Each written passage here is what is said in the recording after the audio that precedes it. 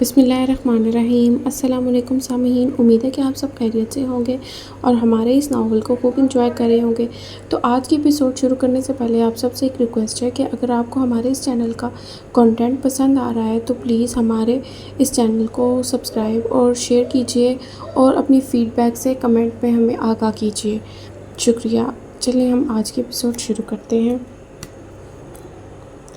شاہد ولا میں dinner table سجی تھی۔ انواع اقسام کے کھانے میز پہ لگا دیے گئے تھے۔ ہارون شاہد کھا نہیں رہا تھا، وہ بس پلیٹ میں چمچ گھمائے جا رہا تھا۔ ہارون کچھ کھا کیوں نہیں رہے؟ نوال نے اس کو ٹوکا تھا۔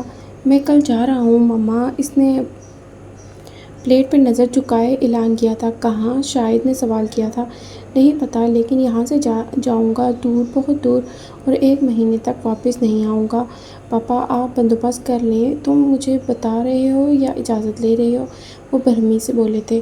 نہ بتا رہا ہوں، نہ اجازت مانگ رہا ہوں، میں آپ سے التجا کر رہا ہوں، مجھے بھیج دیں دور، بہت دور، کم از کم وہاں جہاں مجھے حال ہی نہ یاد آ سکے، جہاں میرا دل بے سکون نہ ہو، جہاں سفیر نہ ہو۔ وہ میرے دل کو جلاتا ہے پاپا، میرا دل کرتا ہے کہ یا تو میں اس کو شوٹ کر دوں یا پھر میں خود کو۔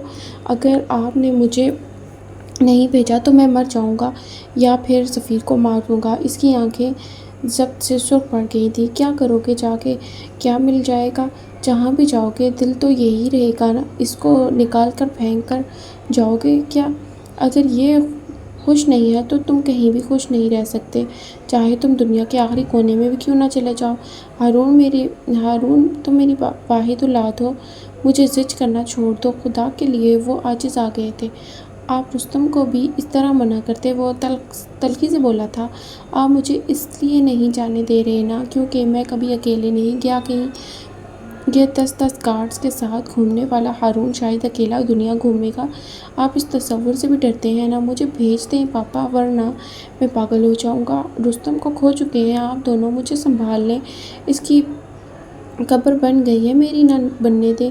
خود پہ اور مجھ پر رحم کریں، مجھے جانے دیں۔ اس کا لہجہ ایسا تھا کہ نوال اور شاہد کا دل کٹ کر رہ گیا تھا۔ کل تک ہو جائے گا بندوبست، شاہد کھانے کی میز سے اٹھتے ہوئے بولے تھے۔ ان کا لہجہ کسی بھی قسم کے جذبات سے عاری تھا۔ ہارون نے سر میز پہ گرا دیا تھا۔ یہ سفر اس سے کیا کچھ چھین لے گا اس کو اندازہ نہیں تھا۔ 25 اپریل حالے کا نکاح اور سالگرہ کا دن تھا۔ یہ ایک ایسی صبح تھی جو نہ جانے کتنی زندگیوں کو بدلنے جا رہی تھی، ایک ایسی نسزدہ صبح کہ اس کے آغاز میں بھی نوحے پڑھے جائیں اور اس کے اختتام پہ بھی ماتم کیا جائے۔ آج صبح سے ہی سلطان منزل میں ہڑبڑی سی مچ گئی تھی اور ہر کوئی یہاں سے وہاں بھاگتا نظر آ رہا تھا۔ صبح سے شام ہو گئی تھی لیکن اس گھر کے مکینوں کو اب تک ٹک کر بیٹھنا نصیب نہ ہوا تھا۔ وجہ وہ مہمان تھے جن کو خاص طور پر فروا نے باہر ملک سے اصرار کر کے بلا رکھا تھا۔ حسینہ کے منع کرنے پہ بھی انہوں نے بس اتنا کہا تھا کہ یہ دن بہت یادگار ہوگا، میں چاہتی ہوں ہمارا ہر عزیز اس دن ہمارے ساتھ ہو۔ حالے کو سیلون کے لیے دیر ہو رہی تھی، مہر نے اس کے ساتھ جانا تھا۔ وہ کب کی گاڑی میں جا کر بیٹھ گئی تھی۔ حالے نے حسن کی منتیں کی تھی کہ وہ اس کے ساتھ چلے لیکن اس نے یہ کہہ کر منع کر دیا 4 گھنٹے تک اندر لیپا پوتی ہوتی رہے گی، میں اتنی دیر انتظار نہیں کر سکتا۔ جس پہ حالے نے اس کا موبائل اپنے کمرے کی الماری میں چھپا دیا تھا۔ بخش نے حالے کا سارا سامان گاڑی میں رکھ دیا تھا۔ حالے بھی تھوڑی دیر بعد گاڑی میں جا کر بیٹھ گئی تھی۔ واپسی پہ اس کو لینے سفیر نے جانا تھا۔ پارلر جانے کے 3 گھنٹے بعد حالے تیار ہو چکی تھی۔ حالے نے آف وائٹ غرارے کے ساتھ سرخ دوپٹہ اوڑھ رکھا تھا، بالوں کو جوڑے میں باندھ رکھا تھا، گلے میں گلوبند، کانوں میں جھمکے اور ماتھے پہ ٹیکا لگایا وہ تیار تھی۔ بیوٹیشین نے اس کے میک اپ کو آخری ٹچ دے دیا تھا۔ اب اس نے خود کو آئینے میں دیکھا تو حیران ہو گئی تھی۔ وہ آج تک اتنی حسین کبھی نہیں لگی تھی۔ اس کا موبائل مہر کے پاس تھا اور بار بار بجے جا رہا تھا۔ حالے جھنجھلا سی گئی تھی۔ اب یہ کس کی کال ہے؟ ہارون ہوگا اور کون ہو سکتا ہے بھلا؟ مری جا کر نمبر چینج کر لیا تھا نا اس نے، نیا نمبر سیو نہیں کیا میں نے۔ تم پوچھ لو کیا کہہ رہا ہے، ایسے تو وہ جان نہیں چھوڑے گا، مہر نے تفصیلی جواب دیا تھا۔ ہاں میں اس کو کال کر لیتی ہوں۔ اس نے موبائل اٹھا لیا تھا اور اب وہ ہارون کو کال کرنے لگی تھی۔ کال اٹینڈ ہوتی ہوتی ہوئی تھی لیکن آواز نہیں آ رہی تھی۔ وہ تنگ آ کر موبائل پھینکنے لگی تھی۔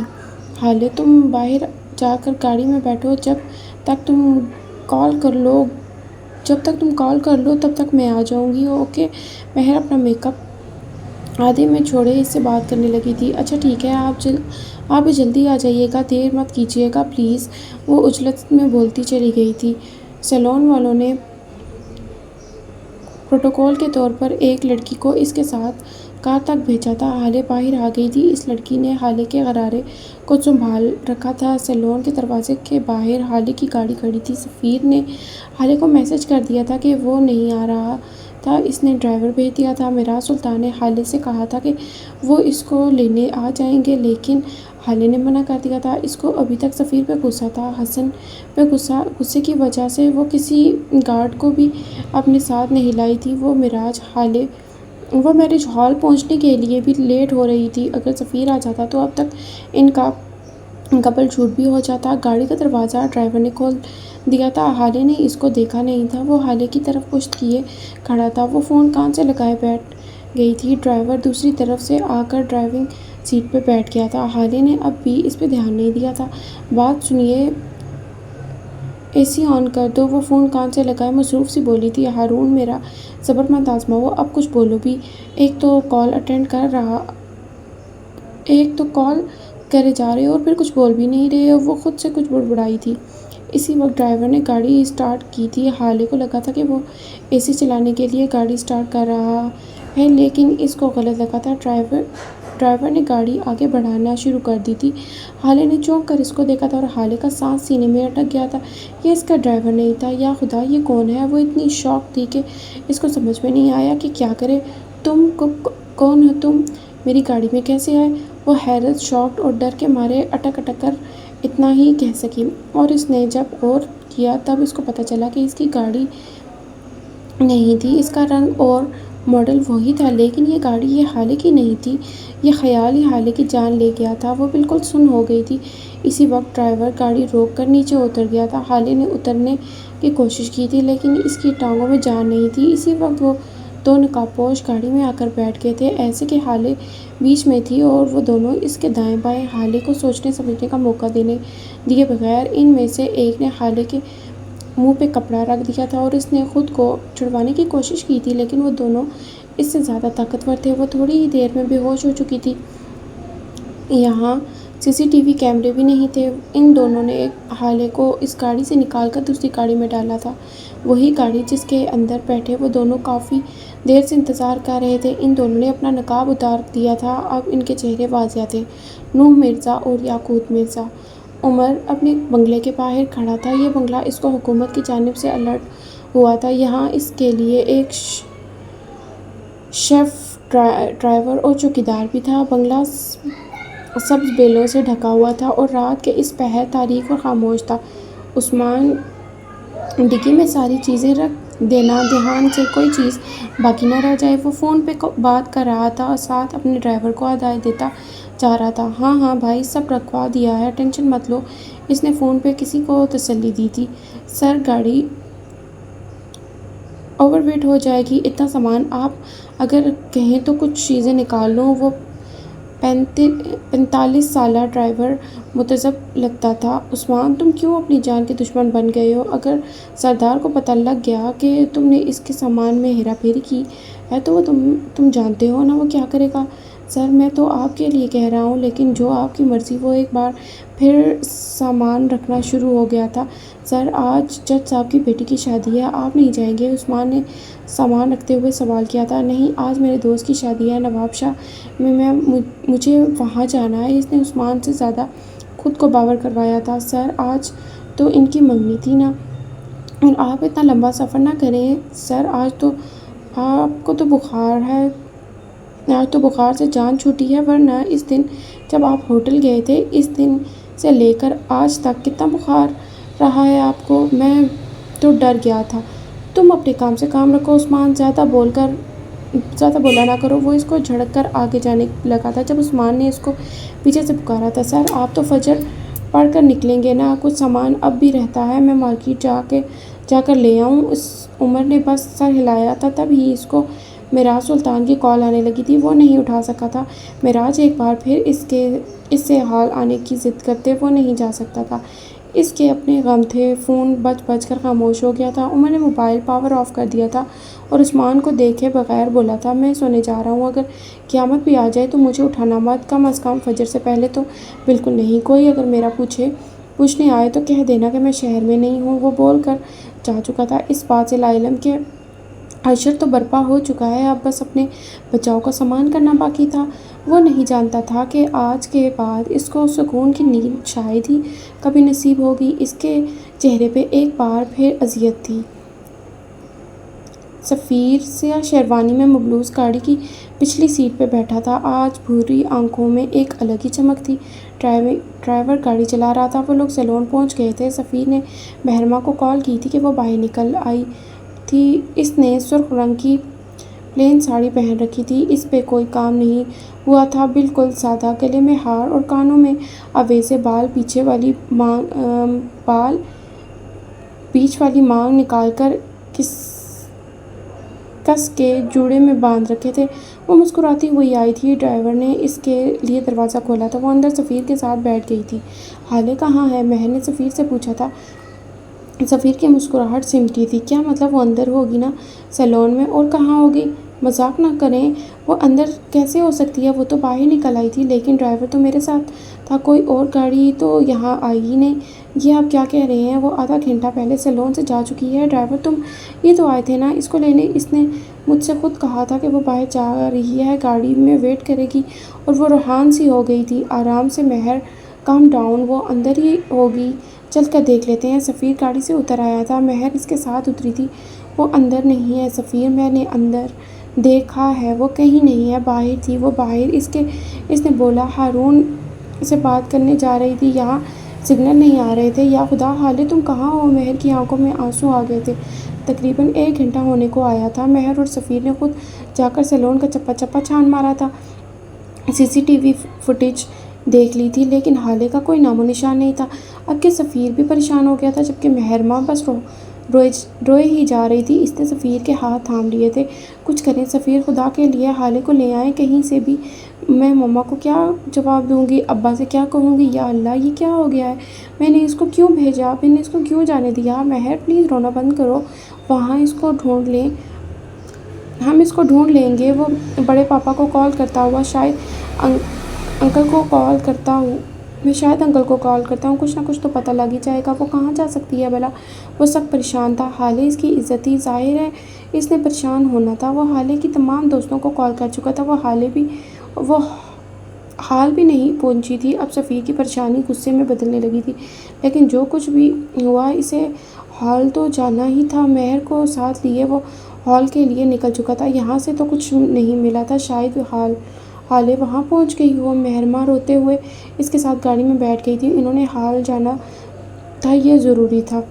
حالے گاڑی کی پچھلی سیٹ پہ بے ہوش و خود سے بیگانہ پڑی تھی۔ نو گاڑی چلا رہا تھا۔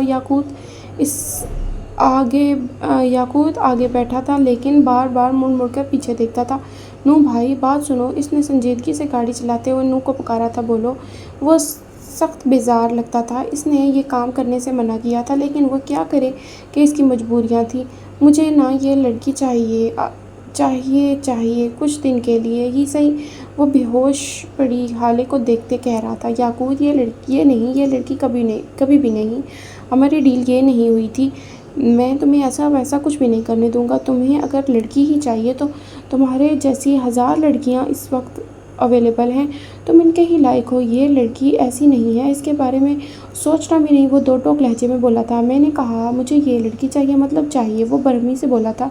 ٹھیک ہے، کچھ دنوں کے لیے نہیں، لیکن کم از کم آج رات کے لیے یہ میری ہے۔ تم ذرا دیکھو تو صحیح، اس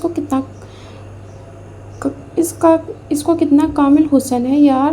وہ گردن موڑے حالے کو دیکھے جا رہا تھا۔ دیکھو یاقوت، یہ معصوم ہے، ہم پہلے ہی اس کے ساتھ بہت ظلم کر رہے ہیں، کچھ رحم کرو اس پہ۔ ہماری بھی ایک بہن ہے۔ ہماری نہیں نور، تمہاری۔ نرمین تمہاری بہن ہے، وہ چبا کر بولا تھا۔ یہاں آگے پولیس کالونی میں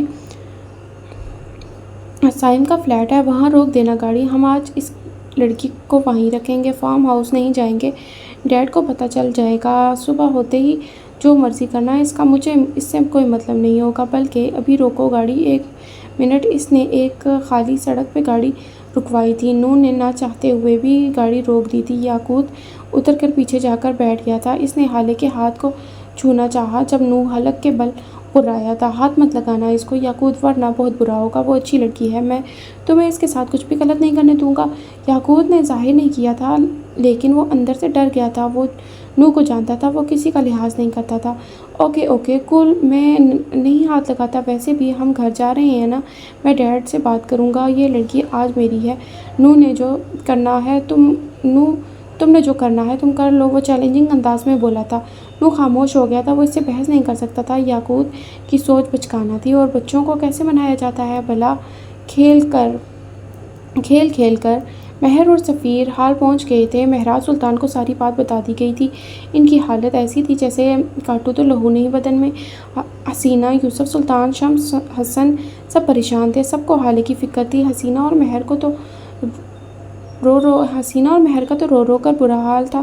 فروہ بھی پریشان ہونے کی اداکاری کر رہی تھی۔ جب مہرماں ان کو ذرا سا سائڈ پہ لے کر گئی تھی، اب وہ دونوں ایک دوسرے کے آمنے سامنے تھیں۔ یہ سب آپ نے کیا ہے بتائیے مجھے، اگر ان سب میں میری بہن کو کچھ بھی ہوا تو آپ دیکھ لیجیے گا میں آپ کے ساتھ کیا کرتی ہوں۔ اگر آپ کچھ جانتی ہیں تو صاف صاف بتا دیجیے، خدا کے لیے بتا دیں، میری بہن کہاں ہے؟ وہ سرخ آنکھوں کے ساتھ حلق کے بل چلا رہی تھی۔ کیا بکواس کر رہی ہو تم مہر؟ میرا بھلا اس لڑکے سے کیا واسطہ ہے؟ جب میں شادی کے لیے مان گئی تھی تو میں بھلا ایسی حرکت کیوں کروں گی؟ تمہارے لیے بہتر ہے کہ اپنی بہن کو ڈھونڈو، نہ کہ میرے سر پہ سوار ہو جاؤ۔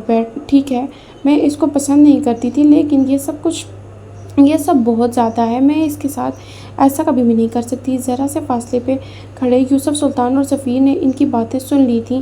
وہ دونوں ابھی کچھ اور بھی بول رہی تھیں، لیکن سفیر وہاں سے ہٹ گیا تھا۔ سفیر نے پولیس کو کال کر دی تھی۔ اس وقت S H O DIG hall پہنچ چکے تھے۔ سفیر اور مہراج سلطان ان سے بات کر رہے تھے۔ آپ نے CCTV فوٹیج چیک کی ہے؟ ایسے کیسے میری بیٹی کہیں جا سکتی ہے؟ آپ شہر میں ناکہ بندی کروا دیں، ہر گاڑی کی چیکنگ شروع کر دیں۔ مجھے میری بیٹی چاہیے۔ وہ برہم اور شوق میں تھے، وہ غمگین تھے۔ ان کو لگتا تھا جیسے کسی نے ان کے دل کو کسی تیز دھار برچھی سے کاٹ دیا ہو۔ جج صاحب، ایک ہی فوٹیج کو 1000 بار دیکھا جا چکا ہے۔ حالے بیٹی خود گاڑی میں جا کر بیٹھی ہے۔ گاڑی کی نمبر پلیٹ فوٹیج میں نہیں دکھ رہی۔ میں نے بذات خود 1000 زاویوں سے دیکھا ہے۔ آپ کی بیٹی خود اس گاڑی میں جا کر بیٹھی تھی، اور اس گاڑی کو بھی زیادہ ڈھونڈنے کی ضرورت نہیں پڑی۔ سیلون سے ذرا آگے جا کر جہاں CCTV کیمرے کی رینج ختم ہوتی ہے، گاڑی ہم نے وہاں سے برآمد کر لی ہے۔ ڈرائیور بھی ہمیں مل گیا ہے، لیکن بدقسمتی سے وہ گونگا ہے۔ لیکن آپ فکر نہ کریں، ایسے گونگوں کو زبان دینا آتا ہے ہمیں۔ حسن، گاڑی کی چابی لاؤ، میں خود ڈھونڈ کر لاؤں گا اپنی بیٹی کو۔ وہ کہیں نہیں جا سکتی، مجھے یقین ہے، وہ میری بیٹی ہے، میں اس کو ڈھونڈ لاؤں گا۔ حسن چابی لینے چلا گیا تھا۔ سفیر لب کھینچے یہاں سے وہاں چکر لگا رہا تھا۔ بات سنو، اس نے SHO کو انگلی کے اشارے سے پاس بلایا تھا۔ جی سر، وہ تابعداری سے بولا تھا۔ وہ لڑکی، وہ مجھے چاہیے۔ اس کا لاکھوں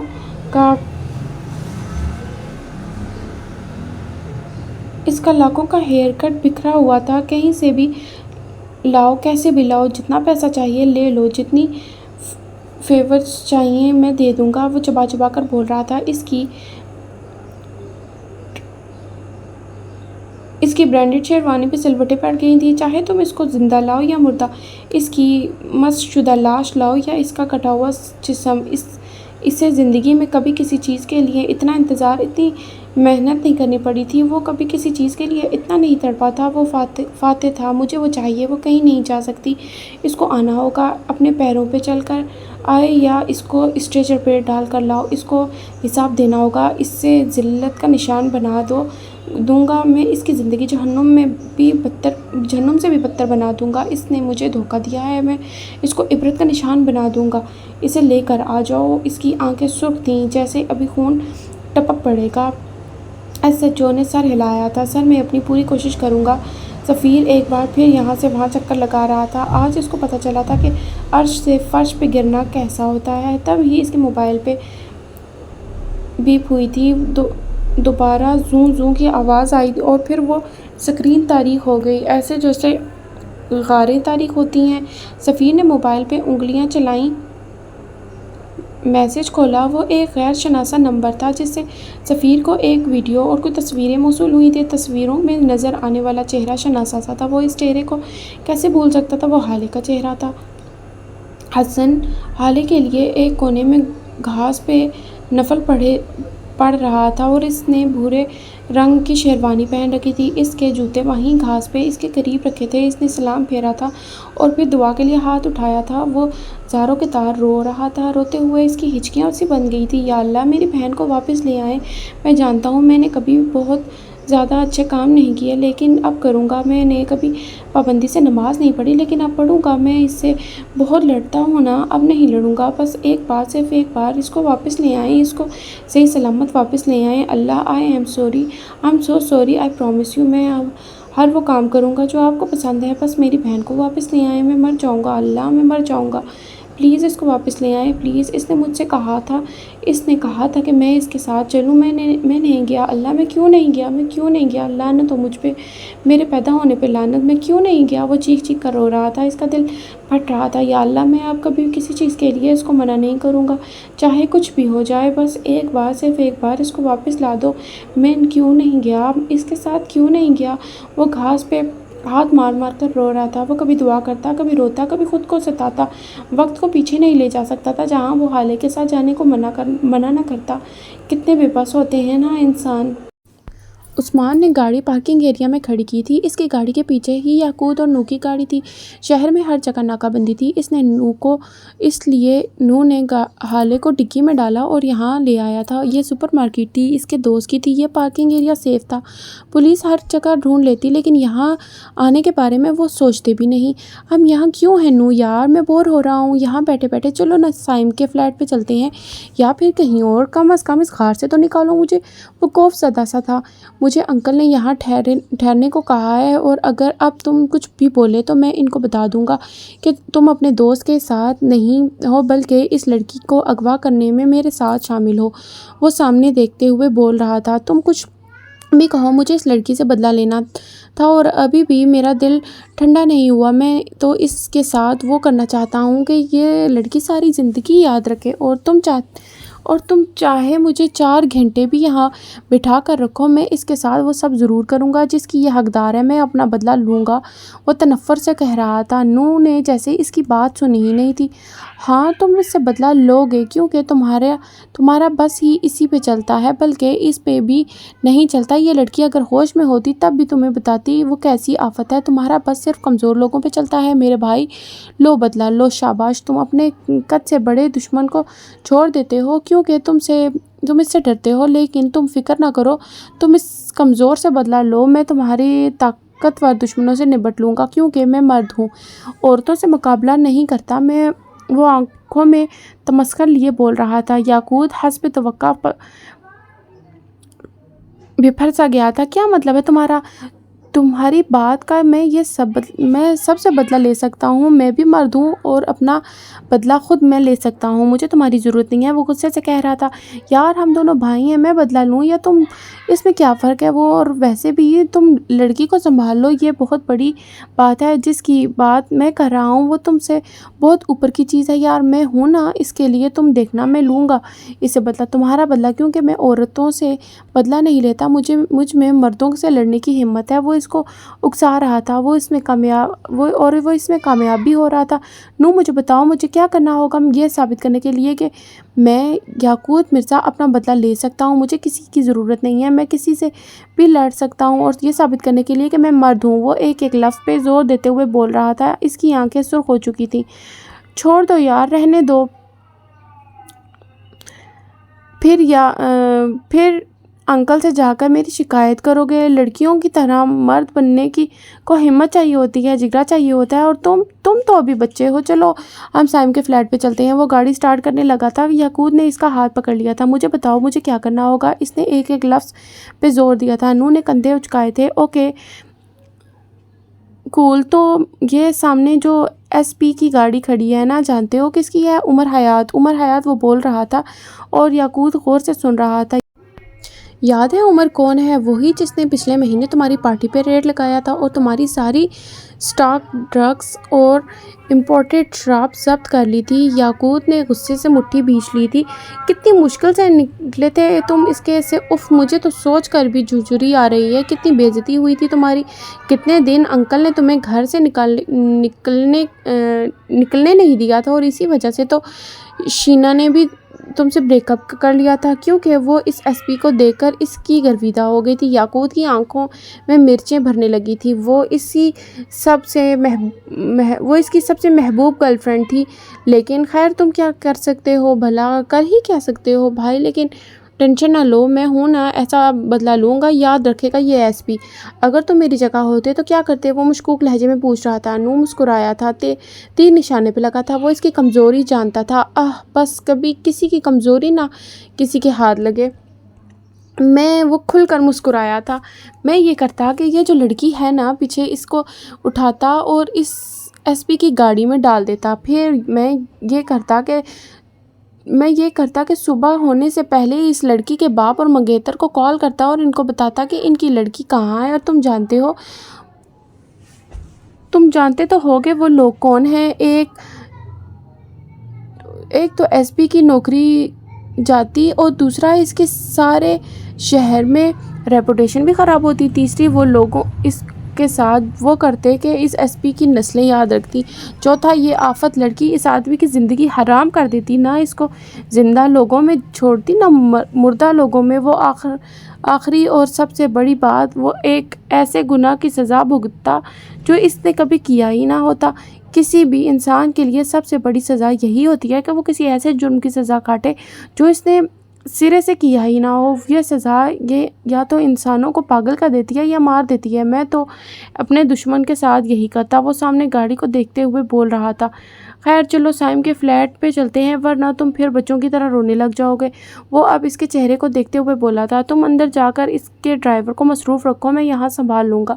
وہ اب گاڑی کو دیکھ رہا تھا، اس کی آنکھوں سے شعلے نکل رہے تھے۔ لیکن تم اکیلے کیسے؟ میں تو تمہارے ساتھ یہاں۔ یاقوت نے اس کی بات کاٹی تھی۔ بس میں نے جو کہا ہے وہ کرو، میں مرد ہوں، اپنا بدلہ اکیلے بھی لے سکتا ہوں۔ میں اپنے سے 1000 گنا طاقتور دشمن سے اپنا بدلہ خود لے سکتا ہوں۔ مجھے اپنے سینے پہ انگلی رکھی تھی یاقوت مرزا کو اپنا بدلہ لینے کے لیے کسی نوح مرزا کی ضرورت نہیں ہے، اور اس کا مکمل حسن جو تمہیں کچھ دیر قبل اٹریکٹ کر رہا تھا، اس کا کیا؟ وہ سنجیدہ تھا۔ ارے لعنت بھیجو حسن پہ، پہلے میں یہ تو ثابت کر لوں کہ میں مرد ہوں۔ وہ کہہ کر گاڑی سے اتر گیا تھا۔ نو بھی گاڑی سے نیچے اترا تھا۔ ابھی اس کو بہت کام کرنے تھے۔ ڈرائیور سے گاڑی کی چابی لانی تھی، C C T V footage delete کروانی تھی، عمر کی گاڑی کی ڈگی سے اس کا سامان نکال کر اس کی جگہ ایک جیتا جاگتا وجود اندر ڈالنا تھا۔ اف اللہ، ایک نوح اور اتنے کام! اس نے ایک مرد سے بچا کر حالے کو دوسرے مرد کے حوالے کیوں کیا تھا؟ کیونکہ اس رات اس ریسٹورنٹ میں نوح مرزا بھی موجود تھا، اور اس نے عمر کو حالے کے ساتھ بیٹھے دیکھ لیا تھا۔ اس نے عمر کی آنکھیں پڑھ لی تھی۔ وہ حالے کو ایسے مرد کے حوالے کر رہا تھا جو خود تو مر جاتا لیکن اس لڑکی پہ حرف نہ آنے دیتا۔ وہ حالے کو ایک جانور سے بچا کر ایک انسان کے حوالے کر رہا تھا، اس لیے نہیں کیونکہ وہ عظیم تھا، بلکہ اس لیے کیونکہ اس کے گھر میں اس کی بھی بہن تھی۔ سفیر نے اس ویڈیو پہ پلے کا بٹن دبایا تھا۔ ویڈیو چلنے لگی تھی۔ منظر ابھر کر آ رہا تھا۔ وہ کسی ہسپتال کی سی سی ٹی وی فوٹیج تھی۔ اس فوٹیج میں 4 لوگ نظر آتے تھے، ایک حالے سلطان، دوسرا ڈاکٹر، تیسری سسٹر اور چوتھا اسٹریچر پہ لیٹا عمر حیات۔ وہ زرد لباس والی لڑکی ہاتھ ہلا کر ڈاکٹر سے کچھ کہہ رہی تھی، اس کے چہرے پہ برہمی تھی۔ ویڈیو یہی ختم ہو جاتی تھی۔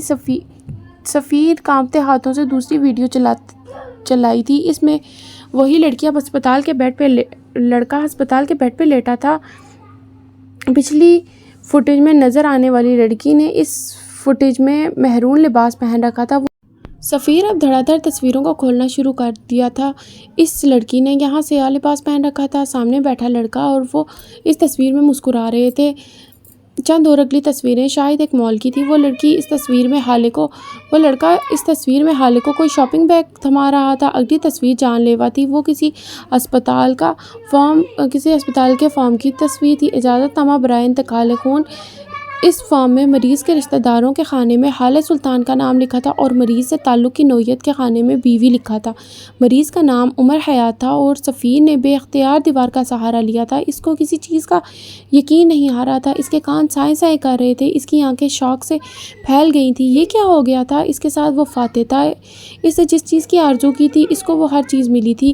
آج کیسے کس مقام پہ اس سے کیا چھن گیا تھا؟ یہ کیسی تکلیف تھی، یہ کیسی اذیت تھی، اس کو سمجھ نہیں آ رہا تھا۔ اس کو کیسے ہینڈل کرنا ہے اس کو پتہ نہیں تھا۔ اسے بس جیت کا جشن منانا آتا تھا، ہارنے کا دکھ کبھی جھیلا ہی نہیں تھا۔ آج تک کبھی کچھ ہارا ہی نہیں تھا۔ مات تو اس نے آج تک کبھی کھائی ہی نہیں تھی۔ اس کے دل سے خون رسنے لگا تھا۔ وہ نیچے زمین پہ بیٹھتا چلا گیا تھا۔ فروا اس کے پاس بیٹھی اسے کچھ پوچھ رہی تھی۔ یوسف سلطان کیا کہہ رہے تھے؟ وہ کچھ نہیں سن رہا تھا، وہ کچھ نہیں دیکھ رہا تھا۔ سارے منظر دھندلا سے گئے تھے، ساری آوازیں نوحے لگا رہی تھیں۔ اس کی آنکھیں ویران تھیں، پنجر اس کے ہونٹ میں قفل تھے۔ فروا نے نیچے گرا اس کا موبائل اٹھایا تھا۔ اس پر چلنے والے منظر نے یوسف سلطان کی روح کھینچ لی تھی۔ پاس کھڑی حسینہ نے منہ پہ ہاتھ رکھ لیا تھا۔ مہر پھٹی پھٹی آنکھوں سے اس منظر کو دیکھے جا رہی تھی۔ مہر تم جانتی ہو یہ لڑکا کون ہے؟ سفیر کی پھٹی ہوئی آواز بلند ہوئی تھی۔ مہر نے آنسو پونچھے تھے، کچھ بولی نہیں۔ سفیر یکدم اٹھا کھڑا ہوا تھا۔ اس نے مہر کا بازو سختی سے دبوچ لیا تھا۔ میں پوچھ رہا ہوں کیا تم جانتی ہو یہ لڑکا کون ہے؟ وہ بلند آواز میں چلایا تھا۔ وہ حالے کا دوست ہے، اس نے مجھے یہی بتایا تھا، وہ روتے ہوئے بولی تھی۔ سفیر یوسف سلطان کا دل جیسے کسی نے چیر کر رکھ دیا تھا۔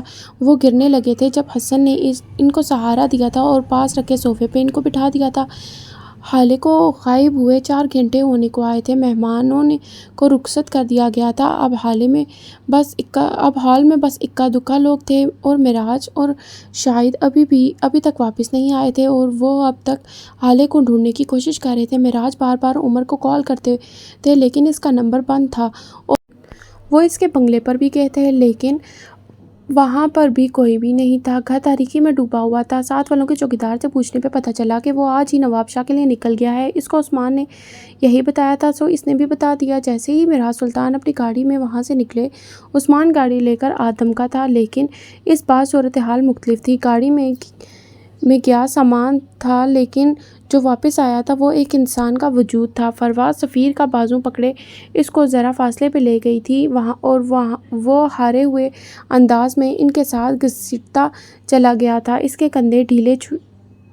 کندھے ڈھیلے چھوڑ رکھے تھے، آنکھیں بالکل ویران تھیں جیسے کوئی صحرا ہو۔ سفیر بیٹے ہوش کرو، کیا ہو گیا ہے تمہیں؟ وہ ایک بدکردار لڑکی تھی، بھاگ گئی ہے وہ، اب تم بھی اس پہ لعنت بھیجو، سنبھالو خود کو، تم میرے بیٹے ہو، سفیر سلطان ہو، تم شیر ہو، یوں ہمت نہ ہارو، تم ایسے ہمت ہار ہی نہیں سکتے۔ یہ سب کیا ہو گیا ممی؟ میں برباد ہو گیا ہوں، سب خاک ہو گیا۔ میں فاتح تھا، یہ میرے ساتھ کیا ہو گیا ہے؟ اس لڑکی نے میرے ساتھ کیا کر دیا ہے؟ میں کسی کو منہ دکھانے کے لائق نہیں رہا، میں کیسے باہر جاؤں گا؟ میں لوگوں کا سامنا کیسے کروں گا؟ میری عزت مٹی میں ملا دی ہے اس نے دھیمے مگر ہارے ہوئے لہجے میں بولا تھا۔ شمس ذرا فاصلے پہ کھڑے یوسف سلطان کو سنبھالنے کی کوشش کر رہے تھے۔ ان کو بس 2 ہی لوگ ہینڈل کر سکتے تھے، ایک موجود نہیں تھا، دوسرا اس پوزیشن میں نہیں تھا۔ کچھ نہیں ہوا ہے بیٹے، اب بھی سب کچھ ہمارے ہاتھ میں ہے، ہم سب کچھ فکس کر سکتے ہیں۔ نیوز پیپرز وہی چھاپیں گے جو ہم کہیں گے، ٹی وی والے بھی وہی دکھائیں گے جو ہم ان کو دکھانا چاہیں گے۔ اب یہ تمہارے ہاتھ میں ہے کہ تم اپنی عزت بچانا چاہتے ہو یا پھر خود کو برباد کرنا چاہتے ہو۔ وہ اس کو سمجھا رہی تھی۔ کیا کہنا چاہتی ہیں آپ؟ وہ شکست خوردہ سا لگتا تھا۔ تمہاری شادی تمہاری کزن سے ہونی ہے، ہر کسی کو یہی بات پتہ ہے۔ کارڈز پہ حالے کا نام نہیں تھا، یہ اس کی خواہش تھی کہ کارڈز پہ بنت معراج لکھا جائے اور مہر اس کی والدیت کے خانے میں بھی ہم نے آج تک معراج ہی لکھوایا ہے۔ ان کی آنکھیں چمک رہی تھیں۔ تم مہر سے نکاح کر لو، سفیر نے اپنی کوہنی چھڑوائی تھی۔ یہ نہیں ہوگا ممی، میں حالے کے علاوہ کسی اور سے شادی نہیں کروں گا، وہ سختی سے بولا تھا۔ تو کون کہتا ہے کہ تم اس سے شادی نہ کرو؟ آپ کیا کہہ رہی ہیں؟ میں کچھ نہیں سمجھ پا رہا، 2 بہنوں سے کیسے شادی کر سکتا ہوں؟ وہ بیزار ہو گیا تھا۔ وہ دونوں بہنیں سگی نہیں ہیں، وہ ایک ایک لفظ پہ زور دیتی ہوئی بولی تھی۔ تم مہر اور حالے دونوں کو اپنے نکاح میں رکھ سکتے ہو، جب تک حالے آ جائے تب تک تم اپنی عزت بچا لو۔ سفیر، ہم نیوز چینل سے یہ کہہ دیں گے کہ جو مسنگ ہے وہ تمہاری کزن ہے، جس سے تمہاری شادی ہو رہی ہے، وہ لڑکی مہرمہ ہے۔ اسی وقت مہراج اور شاہد واپس آئے تھے۔ سفیر نے مڑ کر ان کو دیکھا تھا، وہ خالی ہاتھ تھے، وہ واقعی آدھے مردہ لگ رہے تھے۔ گھر سے بھاگ جانے والی لڑکی گھر کے مردوں کو ادمرہ سا کر دیتی ہے، اور اس کی واپسی پہ یا تو اس کی اپنی جان لیتے ہیں یا اس کے گھر کے مردوں کو پورا مار دیتی ہے۔ حالے کا کچھ پتہ نہیں چلا تھا۔ یوسف سلطان کی بیقرار سی آواز آئی تھی۔ مہراج کرسی پہ ڈھسے گئے تھے، جبکہ شاہد کی آنکھیں ضبط سے سرخ ہو چکی تھیں۔ وہ ان کی بہن کی پہلی بیٹی تھی، پہلی اولاد تھی۔ شہر کے سارے اشتہاری ملازم، شہر کے سارے 2 نمبر لوگ، سارے گنڈے بدماش، سب کو پکڑ کر تھانے میں بند کر دیا گیا تھا۔ مار پیٹ دھمکی کیا ہے جو کر کے نہیں دیکھا گیا تھا، لیکن کوئی کچھ بتاتا ہی نہیں، کوئی کچھ جانتا ہی نہیں۔ وہ گاڑی جس میں حالے بیٹھی تھی وہ چوری کی گاڑی تھی۔ اس کے مالک نے 2 مہینے پہلے گاڑی کی رپورٹ درج کروا دی تھی۔ یوسف صاحب، ہم نے سب کر کے دیکھ لیا ہے، حالے نہیں ملی۔ شاہد نظریں جھکائے بول رہے تھے۔ معراج بھائی، گھر چلتے ہیں، کب تک یہاں بیٹھے رہیں گے؟ وہ ان کے کندھے پہ ہاتھ رکھتے بولے تھے۔ چلے جانا گھر بھی، پہلے میرا نکاح تو ہو جائے، وہ طنزیہ لہجے میں بولا تھا۔ معراج نے تھکی نظروں سے اس کو دیکھا تھا۔ کیا بکواس کر رہے ہو تم؟ حالے نہیں ہے یہاں، نکاح کیسے ہو سکتا ہے؟ شمس نے اس کا بازو پکڑ کر اس کا رخ اپنی جانب کیا تھا۔ کیوں، کیا حالے کے علاوہ کسی اور لڑکی سے نکاح نہیں ہو سکتا؟ مہرمہ سے ہوگا میرا نکاح، بلائیں قاضی کو، ابھی کے ابھی ہوگا نکاح۔ فروا کھل کر مسکرائی تھی۔ مہر نے آنسوؤں سے بھری آنکھوں سے اس کو دیکھا تھا۔ حسن نے غصے سے، معراج نے بے بسی سے، اور یوسف سلطان، وہ ہارے ہوئے تھے۔ ان کے پاس منع کرنے کی جرأت بھی نہیں تھی۔ سفیر بیٹے، تم جلد بازی کر رہے ہو، حالے آ جائے گی، تم صبر تو کرو، شاہد نے سمجھانا چاہا تھا۔ آپ میرے گھر کے معاملات سے دور رہیں، یہ وقت عزت بچانے کا ہے، اور میں آپ کی حالے سلطان کی وجہ سے ساری زندگی گردن جھکا کر نہیں چل سکتا۔ وہ ان کی آنکھوں میں دیکھتا تنفر سے بولا تھا۔ نوال نے آگے بڑھ کر شاہد کو خاموش رہنے کا کہا تھا۔ سب لوگ خاموش تماشائی بنے کھڑے تھے، جب حسن کی کمزور سی آواز آئی تھی، سفیر بھائی یہ نہ کریں پلیز، میری بہن آ جائے گی، وہ مسنگ ہے، وہ آ جائے گی۔ حسن، اپنی بہن کے لیے بھیک مانگو۔ معراج جھکے ہوئے کندھوں اور اٹھی ہوئی گردن کے ساتھ بولے تھے۔ حسینہ دوپٹے کے پلو میں چہرہ چھپا کر رونے لگی تھی۔ مہر نے ان کو روتے ہوئے دیکھتی رہی تھی، اور پھر ہمت متجمع کرتی بولی تھی، میں یہ نکاح نہیں کروں گی۔ وہ روتے ہوئے بولی تھی، کیا میرے کہنے پر بھی نہیں کرو گی؟ یوسف سلطان کی آواز پہ مہر نے کرب سے آنکھیں بند کر لی تھیں۔ وہ ان کو انکار نہیں کر سکتی تھی۔ وہ اگر مہر کی جان بھی مانگ لیتے وہ تب بھی انکار نہیں کرے گی، یہ طے تھا۔ یکدم جیسے بھگدڑ سی مچ گئی تھی۔ قاضی کو بلایا گیا تھا، مہر کے میک اپ کو نیا ٹچ دیا گیا تھا۔ جو مہمان باقی تھے ان کو بٹھایا گیا تھا۔ سفیر اور مہر کو اسٹیج پہ لے جایا گیا تھا۔ مہرمہ ولد وحاج خان آپ کو، سفیر سلطان ولد شمس سلطان حق مہر 50 لاکھ سکہ رائج الوقت اپنے نکاح میں قبول ہے۔ اس کی آنکھوں کے گرد کئی منظر گھومے تھے۔ مال جانے سے پہلے اس کو منانے آتی حالے، آپ میرے لیے ساری دنیا میں سب سے زیادہ اہم ہیں، بابا کے بعد سب، بس آپ مما، حسن، دادا جان، سب آپ کے بعد آتے ہیں۔ آپ ابھی کہہ دیں میں سفیر کو چھوڑ دوں گی، آپ جو کہیں گی میں کروں گی، قبول ہے۔ یوسف سلطان کی ڈانٹ کھا کر آنے والی مہر کو دلاسا دیتی حالے، آئندہ سے میں بھی ان سے بات نہیں کروں گی، میں ان کے پاس نہیں جاؤں گی، جو آپ سے اچھے سے بات نہیں کرے گا، حالے اس سے بات نہیں کرے گی۔ بس بات ختم، قبول ہے۔ ہارون سے مہر کی خاطر لڑنے والی حالے میرے لیے آپ سے زیادہ کوئی ضروری نہیں ہے، ہارون بھی نہیں۔ اگر وہ آپ کے ساتھ روڈ بیہیویئر کرے گا تو میں بھی اس کے ساتھ اچھے سے بات نہیں کر سکتی، میں بھی اس کے ساتھ اچھے سے نہیں رہ سکتی۔ ہم دونوں دو جسم ایک جان ہیں۔ آپ کو لگنے والا زخم میرے جسم کو بھی تکلیف دیتا ہے۔ حالے آپ کے لیے ساری دنیا سے لڑ سکتی ہے، جب تک میں زندہ ہوں کوئی آپ کے ساتھ کچھ غلط نہیں کر سکتا، قبول ہے۔ سفیر سلطان ولد شمس سلطان قاضی اب سفیر سے پوچھ رہا تھا، لیکن مہر کے کان بند ہو گئے تھے، آوازوں کا راستہ رک گیا تھا، اب بس خاموشی تھی، گمبھیر خاموشی۔ یکا یک پھر شور اٹھا تھا، مبارکباد، سلامتی، دعائیں، کچھ حسد بھری نظریں تو کچھ تمسخر بھرے لہجے۔ اسی وقت سفیر نے اپنے مینیجر کو قریب بلایا تھا اور اپنا موبائل اس کے ہاتھ میں دے دیا تھا۔ میرے انسٹاگرام کے دونوں اکاؤنٹس پہ ہم دونوں کی تصویر لگاؤ اور کیپشن لکھو، blessed with the best, #my forever love, #of life لائف، #بلیسڈ، اور نیچے ایک اور کیپشن لکھو میری کزن کے لیے، اس میں جو مرضی لکھو، میں نہیں جانتا، لیکن آدھے گھنٹے کے اندر میڈیا پہ میرا کیپشن چلنا چاہیے، نہ کہ میری کزن کے بھاگنے کی نیوز۔ وہ اس کی آنکھوں میں دیکھتا ٹھنڈے ٹھار لہجے میں کہہ رہا تھا۔ فروا مسکرا کر سب سے مبارکباد وصول کر رہی تھی۔ شمس سنجیدہ تھے، محض سر ہلا کر مبارک وصول کرتے۔ یوسف سلطان کو تو جیسے چپ ہی لگ گئی تھی۔ نوال اور شاہد ذرا دور کھڑے تھے، حالے اور ہارون کے درمیان جو کچھ بھی ہوا ہو، لیکن اس وقت نوال بار بار اپنی نم آنکھوں کو پونچھتی تھی۔ ان کو برا لگ رہا تھا، بہت برا۔ حسینہ نے مہر کو گلے لگا کر اس کا ماتھا چوم لیا تھا، سفیر کو دعا دی تھی۔ وہ سارے جہان سے بیزار بیٹھا تھا۔ معراج اٹھ کر ان دونوں کے قریب آئے تھے، ان کے ہاتھ میں گاڑی کی چابی تھی، وہ اجرت پہ لگتے تھے۔ تم نے جو بھی کیا، صحیح یا غلط میں نہیں جانتا، لیکن اب میری بیٹی کے واپس آنے کے بعد تمہارا اس سے کوئی تعلق نہیں ہوگا۔ سفیر استہزائیہ ہنسا تھا۔ آپ کی بدکردار بیٹی اب گھر واپس نہیں آئے گی، سفیر نے زہر اگلا تھا۔ معراج نے چونک کر اس کو دیکھا تھا۔ بھاگ گئی وہ، اب ڈھونڈیے اس کے یار کو بلکہ ڈھونڈنے کی کیا ضرورت ہے، وہ تو اس علاقے کا SP ہے، جانتے تو ہوں گے ہی آپ اس کو۔ عمر حیات اس کے ساتھ نکاح کر کے بھاگی ہے آپ کی بیٹی۔ شمس نے آگے بڑھ کر اس کو روکنا چاہا۔ بکواس کرتے ہو تم، میری بیٹی عمر کو نہیں جانتی۔ اچھا تو پھر کہاں ہے وہ عمر؟ جب آدھی پولیس فورس یہاں موجود ہے تو وہ عمر حیات وہ کہاں ہے؟ کیوں نہیں آیا؟ کیوں وہ DIG تک کی کالز ریسیو نہیں کر رہا؟ کیوں اس کا گھر خالی ہے؟ تم بکواس کرتے ہو، وہ بدوقت بول پائے تھے۔ اچھا تو ابھی پروف کر دیتا ہوں، وہ چبھتے ہوئے لہجے میں بولا تھا۔ فروا نے بازو سینے پہ باندھ لیے تھے۔ ابھی تو کھیل شروع ہوا ہے سفیر بھائی، وہ سب جھوٹ ہے، میری بہن ایسی نہیں ہے۔ کیا پروف ہے بتاؤ مجھے، بولو۔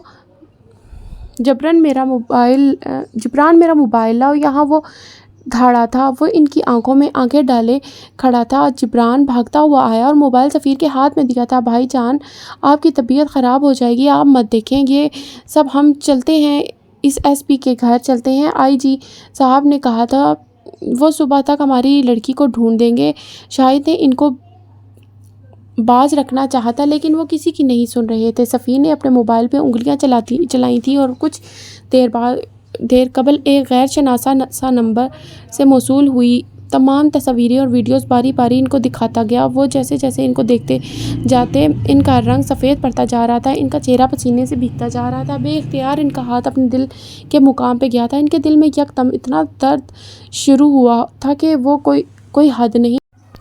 ان کا سانس رکا تھا۔ حسن نے آگے بڑھ کر ان کو سنبھالنا چاہا، لیکن وہ گرے تھے، وہ زمین بوس ہوئے تھے۔ شاہد اپنی جگہ سے ایک ہی جست میں ان کے قریب آ گئے تھے۔ سفیر اور شمس بھی گھبرا گئے تھے۔ سفیر نے جلدی سے جھک کر ان کو اپنے بازوؤں میں بھر لیا تھا۔ وہ تندو من سے تھے، ان کا جسم بھاری تھا، لیکن سفیر کو جیسے فرق ہی نہ پڑتا ہو۔ گاڑی نکالو، وہ دھاڑا تھا۔ بڑے پاپا، آپ کو کچھ نہیں ہونے دوں گا، وہ خود سے بڑبڑایا تھا۔ اس کی آنکھ جب کھلی تو کافی دیر تک وہ خالی ذہن سے یہ سوچتی رہی کہ وہ کہاں ہے۔ اس کا سر بھاری ہو رہا تھا، جسم پسینے سے شرابور تھا، بال بکھر گئے تھے۔ اس کا ذہن اب بھی کچھ یاد کرنے سے انکاری تھا۔ اس کا جسم سن تھا۔ کافی دیر تک اس طرح پڑے رہنے کے بعد اس کو احساس ہوا کہ کچھ غلط ہوا ہے، اور وہ یکدم اس کے ذہن میں ایک جھماکا سا ہوا تھا۔ سیلون سے باہر نکلتا، ہارون کی کال اٹینڈ کرتا۔ اس کا وجود، وہ سفید کامدار غرارے اور شرٹ میں، دو نقاب پوش، اور اس کی شادی، خدایا وہ کہاں تھی؟ اس کا دم گھٹ رہا تھا۔ شاید وہ کسی گاڑی میں تھی، بلکہ نہیں، وہ گاڑی کی ڈگی میں تھی۔ اس نے اٹھنے کی کوشش کی، اس کا جسم اکڑ گیا تھا۔ وہ یہاں کیوں تھی؟ کب سے تھی؟ اور کون لایا تھا اس کو یہاں؟ اسے کچھ بھی پتہ نہیں تھا۔ 10 منٹ مزید اسی طرح پڑے رہنے کے بعد اس نے ہمت کی تھی۔ وہ اٹھ کر بیٹھی تھی، سکڑ کر سمٹ کر۔ اس کی ٹانگیں بری طرح سے درد کر رہی تھیں۔ وہ جگہ کافی تنگ نہیں تو اتنی کھلی بھی نہیں تھی۔ وہ اپنی پوری طاقت متجمع کرتی اٹھی تھی اور سیٹ پھلانگ کر آگے آ کر بیٹھ گئی تھی۔ اتنی سی کوشش میں وہ ہانپنے لگی تھی۔ صبح کی بھوکی پیاسی، اوپر سے جسم کا جوڑ دکھ رہا تھا۔ صبح سے شادی کی تیاریوں میں اس کو بھوک کا احساس ہی نہیں ہوا تھا۔ شادی، خدایا شادی! اس کی آج شادی تھی۔ وہ اغوا ہو چکی تھی۔ اس کا دماغ چکرانے لگا تھا۔ اس نے اپنا فون ڈھونڈنے کو یہاں وہاں نظر دوڑائی، لیکن بے سود۔ تب ہی اس کی نظر گاڑی کے ڈیش بورڈ پہ پڑے چھوٹے بٹنوں والے موبائل پہ گئی تھی۔ اس نے فوراً آگے بڑھ کر موبائل اٹھا لیا تھا۔ سب سے پہلے وقت دیکھا تھا، صبح کے 5 بج رہے تھے۔ اس نے آنسو بے اختیار بہنے لگے تھے۔ دل حلق میں آ گیا تھا۔ یا اللہ میرے بابا، ان کی عزت! اس کی زبان سے بس یہی پھسلا تھا۔ یہ رونے کا وقت نہیں تھا، یہ وقت یہاں سے نکلنے کا تھا۔ اس کو یہاں سے جانا تھا، فوراً کسی کو کال کر کے کسی کو بلانا تھا۔ اس نے مہر کو کال کرنے کے لیے موبائل چہرے کے آگے کیا، نمبر ڈائل کرنا چاہا، لیکن ذہن ایسا تھا کہ جیسے خالی سلیٹ۔ اسے خود پہ غصہ آیا اور ترس بھی۔ اس نے سفیر کا نمبر ڈائل کرنا چاہا، لیکن انگلیوں نے 2 ہندسوں کے بعد کچھ بھی لکھنے سے انکار کر دیا۔ پھر سے رونے لگی تھی بلک بلک کر۔ یکدم اس کے ذہن میں کچھ کلک ہوا۔ حسن! اس کو حسن کا نمبر یاد تھا۔ اس نے دھڑا دھڑ نمبر ڈائل کرنا شروع کیا تھا۔ بیل جا رہی تھی، 1 بار، 2 بار، 3 بار، اور پھر آپ کے مطلوبہ نمبر سے اس وقت جواب موصول نہیں ہو رہا، برائے مہربانی تھوڑی دیر بعد کوشش کریں۔ اس آواز نے اس کے کانوں میں سور پھونک دیا تھا۔ جب کہیں پھنسو گی نا، تب کرتی رہنا مجھے کالز۔ آنسو ابل کر اس کی آنکھوں سے نکل رہے تھے۔ کیونکہ تمہیں صرف حسن سلطان کا ہی نمبر زبانی یاد ہے۔ اس نے موبائل زور سے گاڑی کے سامنے والے شیشے پہ دے مارا۔ وہی حسن جس کا موبائل آئے دن کہیں نہ کہیں چھپا دیتی تھی۔ اس کے ذہن کے پردوں پہ ایک ہی آواز لہرا رہی تھی۔ اس نے گاڑی کے شیشوں کو زور سے بجانا شروع کر دیا تھا۔ وہ کبھی گاڑی کے چھت کو زور سے مارتی تو کبھی شیشوں کو بجاتی۔ 1 گھنٹے تک وہ اسی طرح چیختی چلاتی، کبھی روتی اور کبھی باہر پھیلی سفیدی کو دیکھتی۔ یہ ابھرتا ہوا سفیرہ اس کی ساری زندگی پہ کالک پل گیا تھا۔ وہ جانتی تھی اس کے ہاتھ سرخ ہو چکے تھے، حلیہ ابتر، آنکھیں سوج چکی تھی۔ اس نے تھک کر سیٹ کی پشت سے ٹیک لگا لی تھی جب اس نے ایک سیاہ آنکھوں والے نوجوان کو گاڑی کی طرف آتے دیکھا تھا۔ اسے زندگی میں کسی چہرے سے اتنی نفرت نہیں ہوئی تھی جتنی اس وقت اس چہرے سے ہوئی تھی۔ وہ شاید ابھی نیند سے جاگا تھا۔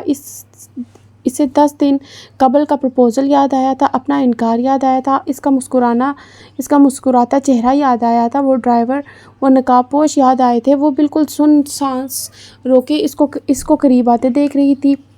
وہ سیاہ ٹی شرٹ میں ملبوس تھا، بال بکھرے ہوئے تھے، آنکھیں سرخ تھیں۔ وہ اس حلیے میں بھی وجیح سا لگ رہا تھا۔ اس نے گاڑی ان لاک کی تھی اور گردن اندر کر کے گاڑی کے اندر دیکھنا چاہا، لیکن اندر بیٹھے وجود کو دیکھ کر اس کا سانس تک رک گیا تھا۔ وہ آف وائٹ کامدار غرارے میں ملبوس، الجھی لٹوں اور بے حال چہرے والی لڑکی اس وقت یہاں کیوں تھی؟ اسے یہاں نہیں ہونا چاہیے تھا۔ وہ یہاں تھی، مطلب کچھ غلط ہو گیا تھا، بلکہ سب کچھ غلط تھا۔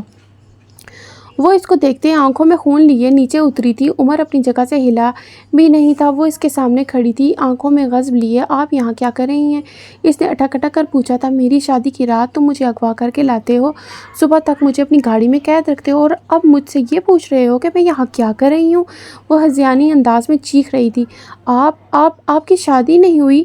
حالے نے قہر برساتی نظروں سے اس کو دیکھا تھا اور پھر ایک دم سے اس کے سینے پہ تھپڑوں اور مکوں کی بارش کر دی تھی۔ وہ جو اب ایک شوق سے نہیں نکلا تھا، حیرت سے اس کو مارتے دیکھے جا رہا تھا۔ تم نے میری زندگی خراب کر دی، تم نے میری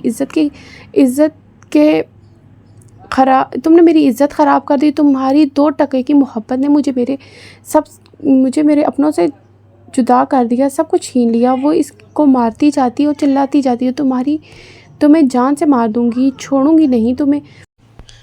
گھٹیا انسان۔ عمر نے اس کو روکا نہیں تھا، وہ خاموشی سے مار کھاتا رہا۔ 2-3 منٹ بعد وہ تھک گئی تھی اور اس نے اپنے ہاتھ پہلو میں گرا دیے تھے۔ عمر کو بھی ہوش آیا تھا۔ آپ رات گھر نہیں پہنچی؟ وہ حیرت سے پوچھ رہا تھا۔ اس کی آنکھیں پھٹی کی پھٹی رہ گئیں۔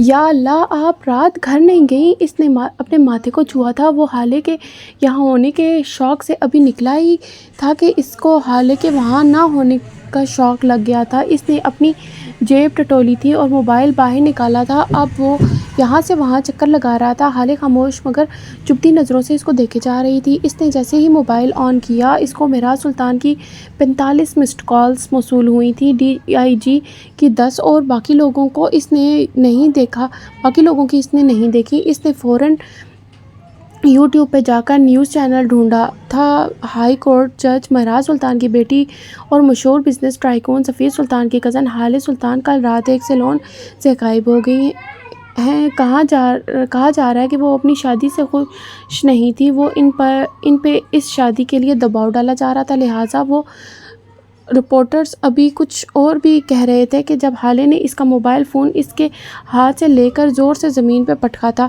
میری بربادی کا تماشا دیکھنا چاہتے ہو؟ ہاں، بہت سکون آ رہا ہے تمہیں، بہت مزہ آ رہا ہے۔ اور کیا اداکاری کر رہے ہو میرے سامنے، جیسے تمہیں کچھ پتہ ہی نہ ہو۔ کیوں کیا تم نے ایسا کیوں؟ وہ اس کے سر پہ کھڑی گرا رہی تھی۔ عمر نے اس کو افسوس سے دیکھا تھا۔ مجھے نہیں پتہ آپ کے ساتھ کیا ہوا ہے، کس نے کیا ہے، لیکن اس وقت صلح صفائی کا وقت نہیں ہے۔ چلیے میں آپ کو گھر چھوڑ کر آتا ہوں، جج صاحب بہت پریشان ہوں گے۔ تمہارے ساتھ جاؤں گی میں، تم لے کر جاؤ گے مجھے؟ لعنت بھی نہیں بھیجتی میں تم پہ، میں تمہیں چھوڑوں گی نہیں عمر، میں اپنے ہاتھوں سے ماروں گی تمہیں۔ بس ایک بار میں اپنے خاندان اور ان کو تمہاری حقیقت بتا دوں، پھر تم دیکھنا میں تمہارے ساتھ کیا کرتی ہوں۔ وہ سرخ ہوتی آنکھوں کے ساتھ دھاڑ رہی تھی۔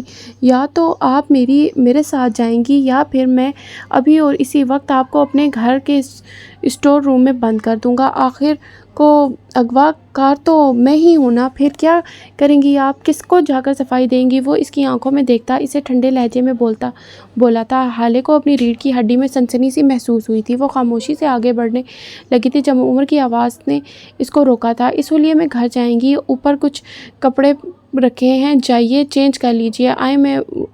آئیں وہ اس کی طرف دیکھے بغیر بولا تھا۔ تب ہی شانو اپنی آنکھیں مسلتی گیٹ کے سامنے لگا جنگلہ پار کرتی اندر داخل ہوئی تھی۔ حالے کو دیکھ کر چونکی تھی۔ عمر بھی اس کو دیکھ چکا تھا۔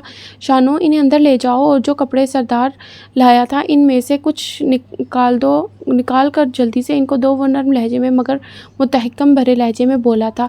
وہ سر ہلاتی حالے کو اندر لے کر چلی گئی تھی۔ تھوڑی دیر بعد جب وہ واپس آئی تو اس نے کاٹن کا سیاہ سوٹ پہن رکھا تھا۔ میٹھا سا میک اپ اب مکمل طور پر غائب ہو گیا تھا۔ عمر گاڑی کے اندر بیٹھا تھا۔ وہ خاموشی سے گاڑی کا دروازہ کھول کر اندر بیٹھ گئی تھی۔ فی الحال وہ کوئی ایسا قدم نہیں اٹھا سکتی تھی جس سے اس کی اور بدنامی ہو۔ اسے بس گھر پہنچنا تھا کسی بھی طرح، کچھ بھی کر کے۔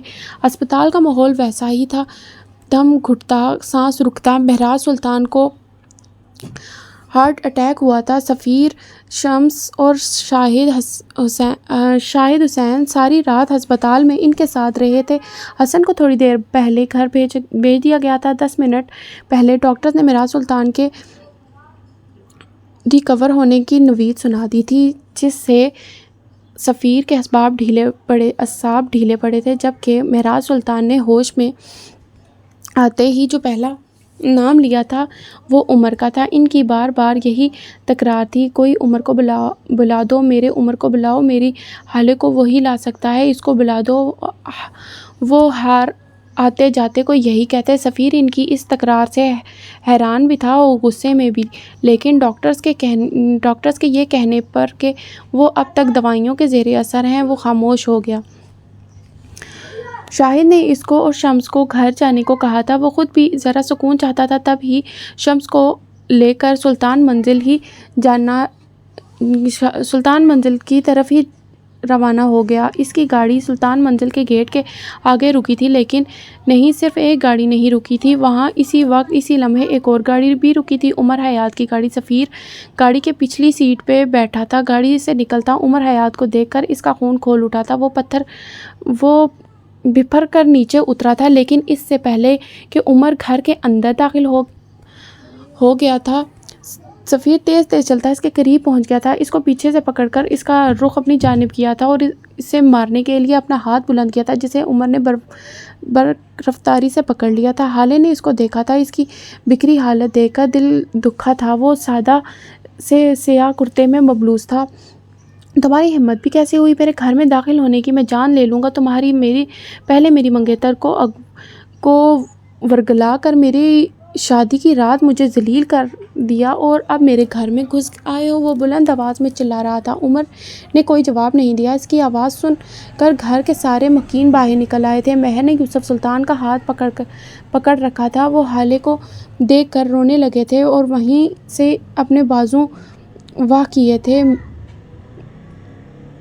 حالے بھاگتی ہوئی ان کے قریب گئی تھی اور ان کے سینے سے لگ کر پھوٹ پھوٹ کر رونے لگی تھی۔ یوسف سلطان بھی رو رہے تھے۔ سفیر ذرا دیر کو تھم گیا تھا۔ ان سے الگ ہو کر حالے مہر کے گلے لگ گئی تھی۔ مہر اس کو تسلی دے رہی تھی، اس کا سر چوم رہی تھی، وہ رو رہی تھی۔ حالے حسینہ بیگم سے ملنے کے لیے آگے بڑھی تھی جب فروا کی آواز بلند ہوئی تھی، یہاں یہ میلو ڈرامہ ہی ہوتا رہے گا یا کوئی اس سے یہ بھی پوچھے گا کہ یہ کہاں رات گزار کر آ رہی ہے، یا پھر اس کو معاف ہے سب؟ سلطانز کی عزت کو نیلام کرنا بھی، ہمیں ذلیل اور رسوا کرنا بھی، چھپ کر نکاح کرنا بھی نکاح؟ حالے نے مڑ کر ان کو دیکھا تھا۔ کس نکاح کی بات کر رہی ہیں آپ؟ وہ حیران تھی۔ کتنے نکاح کر رکھے ہیں تم نے؟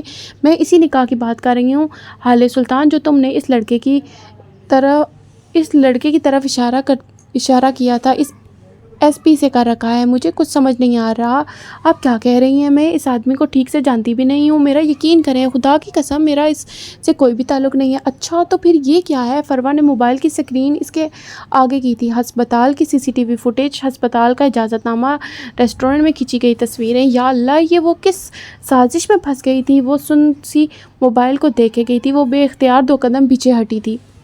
یہ سب کچھ جھوٹ ہے، وہ اٹک کر بول رہی تھی۔ سچ مختلف ہے، آپ لوگ میرا یقین کریں، خدا کے لیے میری بھی کوئی سنو۔ جھوٹ ہے، یہ دھوکہ ہے، بکو مت، بکواس کرتی ہو تم، جھوٹی ہو، آوارہ بدکردار۔ پہلے منہ کالا کروا لیا اور اب واپس آ گئی ہو۔ کس کے لیے آئی ہو اب؟ ہاں، دفع ہو جاؤ یہاں سے، کوئی جگہ نہیں ہے یہاں، تمہاری خدا کی لعنت ہو تم پہ۔ حالے فروا چنگھاڑ کر بولی تھی۔ فروا، اس کو صفائی کا موقع تو دے دو، اس کو بولنے تو دو، وہ میری بیٹی ہے، ایسی کوئی حرکت نہیں کر سکتی۔ حسینہ رات سے لے کر اب تک پہلی بار بولی تھی۔ اگر یہ سچی ہے تو لائے کوئی گواہی، کوئی ثبوت، کچھ ہے اس کے پاس؟ جھٹلائے ان سارے ثبوتوں کو، لائے کوئی گواہ۔ یہ ایک بھاگی ہوئی لڑکی ہے، ایک بدکردار لڑکی ہے۔ چچی اپنی حد میں رہیں، وہ بامشکل بولی تھی۔ میں چپ رہوں؟ ہاں بھائی، گھر سے تو میں بھاگی تھی نہ، مجھے ہی چپ رہنا چاہیے، مجھے ہی حد میں رہنا چاہیے۔ اب ایک بھاگی ہوئی بے حیا لڑکی مجھے بتائے گی کہ مجھے کیا کرنا ہے؟ پہلے تم خود کو تو سچا ثابت کر دو۔ سفیر عمر کو وہاں چھوڑے آگے بڑھ آیا تھا۔ ممی، اس کو بولنے دیں، شاید وہ سچ کہہ رہی ہو۔ سفیر پگھلنے لگا تھا۔ حالے نے اس کو تشکر سے دیکھا تھا۔ حالے، تم بتاؤ کیا ہوا تھا؟ وہ ذرا نرمی سے بولا تھا۔ میرا اس سے کوئی نکاح نہیں ہوا۔ وہ اب بھی حیران تھی۔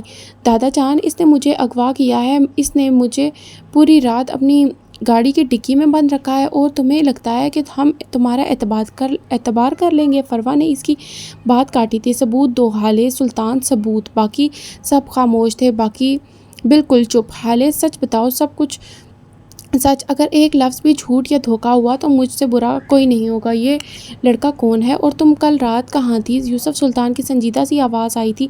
इसी वक्त हसन भी कमरे से आ गया था। वो खाले के गले लगना चाहता था, लेकिन ये वक्त नहीं था। मैं आपको सब बताती हूँ दादा जान, सब कुछ सच। ये लड़का, मैं इसको ठीक से जानती नहीं हूँ। ये मुझे एक सड़क पे ज़ख्मी मिला था। वो हाथ उठाकर तेज़ तेज़ बोले जा रही थी। मैं इसको अस्पताल ले गई थी और इसका इलाज करवाया था। हारून भी मेरे साथ था, मैं अकेली नहीं थी। मेरा और इसका कोई निकाह नहीं हुआ था। कुछ दिन पहले इसने मुझे प्रपोज़ किया था, मैंने मना कर दिया और वो रोने लगी थी। और इसने मुझसे बदला लिया दादा। ये मुझे अपने घर ले गया दादा। इसने मुझे अपनी गाड़ी में बंद कर दिया। इसको पुलिस के हवाले करें, इसको सज़ा दिलवाएं। इसने मेरी इज़्ज़त ख़राब की है। वो इजाज़तनामा और वो बाकी सब कुछ भी सच नहीं है। मैंने बस इसका इलाज करवाने को झूठ बोला था। मुझसे गलती हो गई। वो फूट फूट कर रोने लगी थी। इसके जुमले बेतरतीब थे। इसी वक्त शम्स अस्पताल से वापस आए थे। हाले और उमर को देखकर इनका चेहरा सुर्ख हो गया था। वो तेज से इसकी जानिब आगे आए थे। कहाँ थी तुम बज्जात? सारे शहर में हमें रुसवा करके चैन नहीं मिला। जवाब जो अब यहाँ आ गई हो। जलील लड़की, बाप को मरने के लिए छोड़कर चली गई। मेरा भाई अस्पताल में मर रहा है और तुम इस 2 टके के एसपी के साथ, और इसका बाजू बुरी तरह से झंझोड़ते हुए चिल्ला रहे थे। मेरी बहन को छोड़िए चचा जान। हसन ने इनका बाजू पकड़कर इनको दूर करना चाहा, जिसे शम्स ने बुरी तरह झटक दिया था। बेगैरत, तुमने अपनी गैरत बेच खाई है। क्या तुम्हारी बहन घर से भाग गई थी? क्या सब कुछ भूल गए हो? वो धाड़े थे। मेरी बहन नहीं भागी थी। जो कुछ भी हुआ है वो एक हादसा है। मेरी बहन झूठ नहीं बोलती। आप खुद को गैरतमंद कहते हैं। ये है आपकी गैरत, मेरी बहन पे हाथ उठाना, इसको जलील करना। और बस यहाँ शम्स का हाथ उठा था और हसन के गाल को सुर्ख कर गया था। हसीना ने फ़ौरन इसको दूर किया था और अपने पीछे छुपा लिया था। वो चुप नहीं हुआ था। वो अब भी बोल रहा था। यतीम नहीं है हम जो यूं मार पीट कर रहे हैं। आप मेरी बहन को हाथ भी लगाया तो मैं सबको मार दूंगा, छोड़ूंगा नहीं। किसी को यतीम नहीं हूँ मैं, मरा नहीं है मेरा बाप। वो रोते हुए चिल्ला रहा था, जबकि हालत ठहर सी गई थी। उमर को भी कुछ गड़बड़ का एहसास हुआ था। शम्स यहाँ थे, सफ़ीर यहाँ था, तो फिर मेराज कहाँ थे? बाबा कहाँ हैं? वो सफ़ीर की तरफ देखते बदवक्त बोल पाई थी। अस्पताल में है, तुम्हारा बाप मर रहा है, वो तुम्हारे करतूतों की सज़ा भुगत रहा है। मेरा भाई, वो बुरी तरह से चीख रहे थे। हाले ने खामोशी से अपना हाथ छुड़ाया था। उमर को बेइख्तियार झटका लगा था। इसने जाने को कदम मोड़े थे कि लेकिन फिर रुक गया। वो हाले को ऐसे छोड़ कर नहीं जा सकता था। वो भरे मजमे में इस पे इल्ज़ाम लगा सकती थी, लेकिन वो इसे इस मजमे में अकेला छोड़ कर नहीं जा सकता था। इसकी अपनी सोच थी, उमर की अपनी मजबूरी थी। मैं बाबा के पास जा रही हूँ, मुझे जाना होगा। वो अपने चेहरे पे हाथ फेरती खुद को बामुश्किल नॉर्मल करती बोली थी। वो आगे बढ़ी थी कि जब सफ़ीर ने इसकी कलाई दबोच ली थी। तुम्हें पहले अपनी बेगुनाही साबित करनी होगी हाले, वो सपाट से लहजे में बोला था। मैं बेगुनाह हूँ सफ़ीर, मेरा यकीन करें। वो बहते हुए आंसुओं से बोली थी। साबित करो, हतमी लहजा। अगर तुम इतनी ही नेक हो तो रात इस गाड़ी में अपनी मर्ज़ी से क्यों बैठी थी? सब देख चुके हैं। हमें बेवकूफ़ समझ रखा है क्या? शम्स ने इसको झड़का था। मैं इस वक्त हारून से बात कर रही थी चचा जान, मेरा इस वक्त ध्यान नहीं था। आप लोग मेरा यकीन क्यों नहीं करते?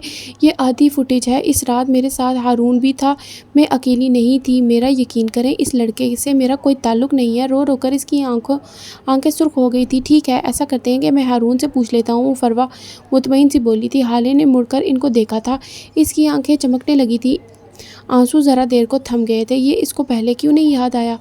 हाँ, आप लोग अभी हारून को कॉल करें और इससे पूछ लें। वो सब जानता है, इसको सब पता है। वो मॉल में होने वाली मुलाकात के बारे में भी जानता है। वो यकदम पुरजोश हो गई थी। फरवा ने हारून को कॉल मिलाई थी। बेल जा रही थी।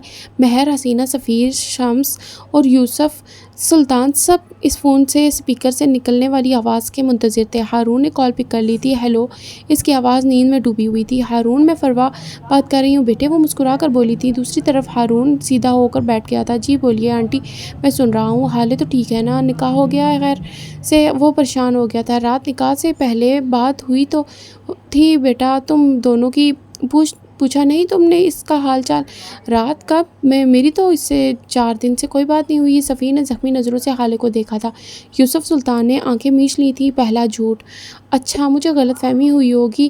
پھر انہوں نے بات سنبھال لی تھی۔ حالے نے ان کے ہاتھ سے موبائل لے لیا تھا۔ ہارون انہیں بتاؤ کہ اس رات کے بارے میں تم جانتے ہو نا، جب ہم دونوں ہسپتال میں تھے، وہ لڑکا عمر یاد ہے نا تمہیں؟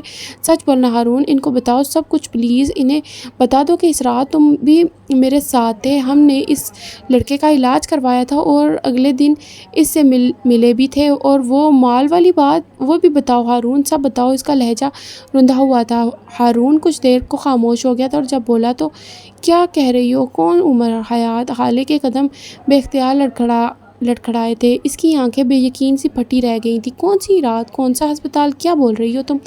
اس کو لگا تھا جیسے کسی نے بھرے بازار میں اس کے منہ پہ جوتا دے مارا ہو۔ ایسی اذیت تو کبھی بھی نہیں ہوئی تھی۔ ہم دونوں کسی کو اپنے ساتھ ہسپتال لے کر گئے تھے۔ Are you crazy? رات سے لے کر اب تک بلکہ اپنی ساری زندگی میں ایسی اذیت، ایسی ذلت، ایسی رسوائی اس نے نہیں دیکھی تھی۔ اس کے وجود میں کوئی جنبش نہ ہوئی تھی۔ وہ پتھر کے مجسمے کی طرح ایک جگہ جم گئی تھی۔ کوئی مذاق کر رہی ہو، پرینک کر رہی ہو نا؟ وہ ہنستے ہوئے پوچھ رہا تھا۔ ساری دنیا بھی اگر تمہیں چھوڑ دے گی تو ہارون شاید تمہارے ساتھ کھڑا ہوگا۔ صفی نے آگے بڑھ کر موبائل اس کے ہاتھ سے کھینچ کر زمین پہ دے مارا تھا۔ ساری دنیا جب تمہارے خلاف بول رہی ہوگی تو ہارون شاید تمہارے حق میں بولے گا۔ سفیر بری طرح اس کے بازو جھنجھوڑ رہا تھا، اس کو گالیاں دے رہا تھا۔ پوری دنیا اگر تمہیں دھتکارے گی تو میں اپناؤں گا۔ سفیر کا ہاتھ اٹھا تھا اور حالے کی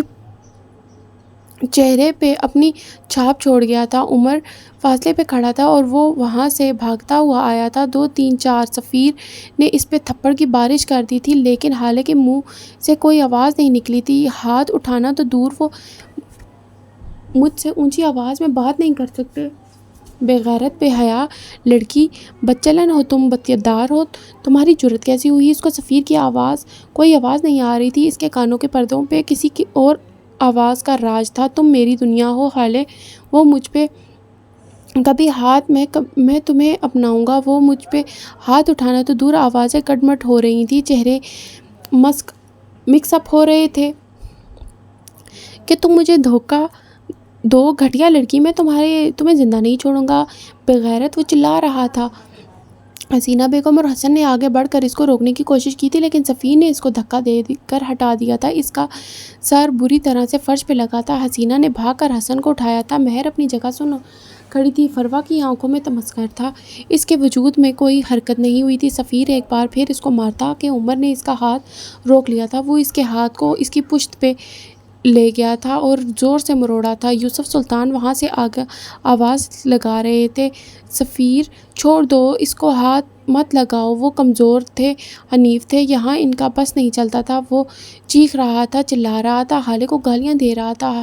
حسینہ اور مہر فرش پہ گرے حالے کو اٹھا رہے تھے۔ ایک لفظ اور نہیں ورنہ یہیں کھوپڑی کھول دوں گا، عمر غرایا تھا، اور اگر دوبارہ اس پہ ہاتھ اٹھایا تو یہ ہاتھ جڑ سے اکھاڑ دوں گا، نامرد کہیں کہ۔ اس نے حقارت سے زمین پہ تھوکا تھا۔ شمس نے سفیر کو اس سے چھڑوانے کی کوشش کی تھی جسے عمر نے خود ہی کامیاب کر دیا تھا۔ اس نے سفیر کو دھکا دے کر دور ہٹایا تھا اور خود حالے کے نزدیک زمین پہ بیٹھ گیا تھا۔ آپ ٹھیک ہیں؟ آپ کو لگی تو نہیں زیادہ؟ وہ اس کے پاس بیٹھا فکر مندی سے پوچھ رہا تھا۔ حالے کو اس کی آواز نہیں آ رہی تھی، اس کو بس ایک ہی آواز آ رہی تھی، پوری دنیا بھی اگر تمہیں چھوڑ دے تو ہارون شاید وہ واحد انسان ہوگا جو تمہارے ساتھ کھڑا ہوگا۔ اس کی آنکھوں کی پتلیوں میں کوئی حرکت نہیں ہو رہی تھی، بے یقینی تھی۔ شمس نے آگے بڑھ کر عمر کو اٹھایا تھا۔ نکل جاؤ ہمارے گھر سے اور اپنی اس بے حیا بیوی کو بھی لے جاؤ، دفع ہو جاؤ دونوں، تمہاری شکل نہیں دیکھنا چاہتا میں، جاؤ یہاں سے۔ وہ اس کے سامنے کھڑے دھاڑ رہے تھے۔ حسن اب حالے کو اٹھا رہا تھا، اس کا دوپٹہ اس کے کندھوں کے گرد پھیلا رہا تھا۔ حالے ساکت سی کھڑی تھی، اسے سفیر کے بھاری ہاتھ کے تھپڑ بھی ہوش میں نہیں لا سکتے تھے۔ ہارون شاید اس کو چھوڑ سکتا ہے، یہ یقین ہی اس کی روح کھینچ رہا تھا۔ حالے تم چلی جاؤ، اس لڑکے کے ساتھ چلی جاؤ، جب تم نے اس کے ساتھ نکاح کر ہی لیا ہے تو اس کے ساتھ چلی جاؤ، یہاں رہ کر تمہیں کچھ بھی نہیں ملے گا۔ حسینہ اس کے چہرے کو ہاتھوں میں لیے بول رہی تھی۔ حالے کی بے یقینی ٹوٹی تھی، اب اس کی آنکھوں میں غم تھا، درد تھا، تکلیف تھی۔ کوئی میری بھی تو سنو، میں بے قصور ہوں اماں، میں قصور ہوں، میں تمہاری بیٹی ہوں، میں قصور ہوں، میں آپ کا خون ہوں۔ وہ پاگلوں کی طرح چلاتی ہوئی، اپنے بال نوچتی ہوئی پاگلوں کی طرح چلا رہی تھی اور اس کے آنسو پھر سے بہنے لگے تھے۔ میں بے قصور ہوں، میرا بھی تو کوئی سن لے، میرا آپ لوگوں کے علاوہ کوئی بھی نہیں ہے، اللہ اللہ میں بے قصور ہوں۔ وہ اپنے چہرے پہ زور زور سے تھپڑ مارے جا رہی تھی۔ حسن نے اس کے ہاتھ ہٹانے کی کوشش کی لیکن وہ کسی کی بھی نہیں سن رہی تھی، کسی کو بھی نہیں دیکھ رہی تھی۔ ہارون جھوٹ بولتا ہے، چاچی جھوٹ بولتی ہیں، میں سچ کہہ رہی ہوں، میرا یقین کرو۔ وہ روتے ہوئے نیچے زمین پر بیٹھتی گئی تھی۔ حسن نے اس کو گلے سے لگا لیا تھا۔ یوسف سلطان پتھرائی ہوئی آنکھوں سے اس کو دیکھ رہے تھے، وہ پھوٹ پھوٹ کر رو رہی تھی۔ حسن اس کو تھپک رہا تھا۔ شمس نے آگے آ کر حسن کو اس سے دور ہٹایا تھا اور حالے کو بازوؤں سے پکڑ لیا تھا۔ فروا بھی ان کے ساتھ تھی، انہوں نے حالے کا دوسرا بازو پکڑا تھا۔ سفیر بیزاری سے یہ منظر دیکھ رہا تھا، اس کی آنکھوں میں تیش تھا۔ مہر بے آواز روئے جا رہی تھی۔ عمر نے ان کے قریب آ کر حالے کا ہاتھ چھڑوایا تھا اور اسی وقت فروا نے آگے بڑھ کر کھینچ کر حالے کو تھپڑ دے مارا تھا۔ وہ دوسرا تھپڑ مارتی کہ عمر ان کے اور حالے کے بیچ دیوار بن کر کھڑا ہو گیا تھا۔ فروا کا اٹھتا ہاتھ اس نے روک لیا تھا۔ شمس بھر ہی تو گئے تھے، تم ہوتے کون ہو ہمارے گھر کے معاملات میں بولنے والے گھٹیا انسان؟ دفع ہو جاؤ یہاں سے، دفع ہو جاؤ میرے گھر سے۔ میں وہی ہوتا ہوں جس کی آپ سب نے صبح سے رٹ لگا رکھی ہے، شوہر یہی لگتا ہے نا آپ سب کو؟ تو ٹھیک ہے، یہی ہوں میں، اور اگر اب کسی نے ہاتھ اٹھانا تو دور ایسا سوچنے کی بھی کوشش کی تو میں کسی کا لحاظ نہیں کروں گا۔ وہ سنجیدگی سے بول رہا تھا جب حسینہ نے حالے کا رخ اپنی جانب کیا تھا۔ چلی جاؤ حالے، خدا کے لیے چلی جاؤ اپنے شوہر کے ساتھ، اگر تم یہاں رہی تو تمہارا بھی گھر خراب ہو جائے گا اور تمہاری بہن کا بھی۔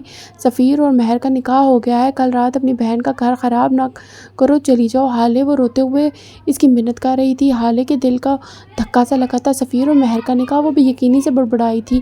ہاں بیٹی، رات ان دونوں کا نکاح ہو گیا تھا اور تم تو پہلے ہی اس سے نکاح کر چکی ہو، تو تم یہاں سے چلی جاؤ، اپنے بابا کے پاس جاؤ، ان کے ساتھ بے شک واپس آ جانا، لیکن ابھی جاؤ پلیز۔ سب لوگ ان ماں بیٹی کو سن رہے تھے، مہر گیلی آنکھوں سے، سفیر نفرت سے، فروا مطمئن اور شمس چپتی نظروں سے۔ ایک یوسف سلطان تھے جو اب تک اس شوق سے نہیں نکلے تھے کہ ان کے سامنے سفیر نے حالے پہ ہاتھ اٹھایا۔ حالے نے نفی میں سر ہلایا تھا۔ نہیں جاؤں گی، کہیں بھی نہیں جاؤں گی، جب تک میں بے گناہ ثابت نہیں ہو جاتی کہیں بھی نہیں جاؤں گی۔ یہ کسی کے باپ کا گھر نہیں ہے، میں یہیں رہوں گی۔ اس کا لہجہ اٹل تھا۔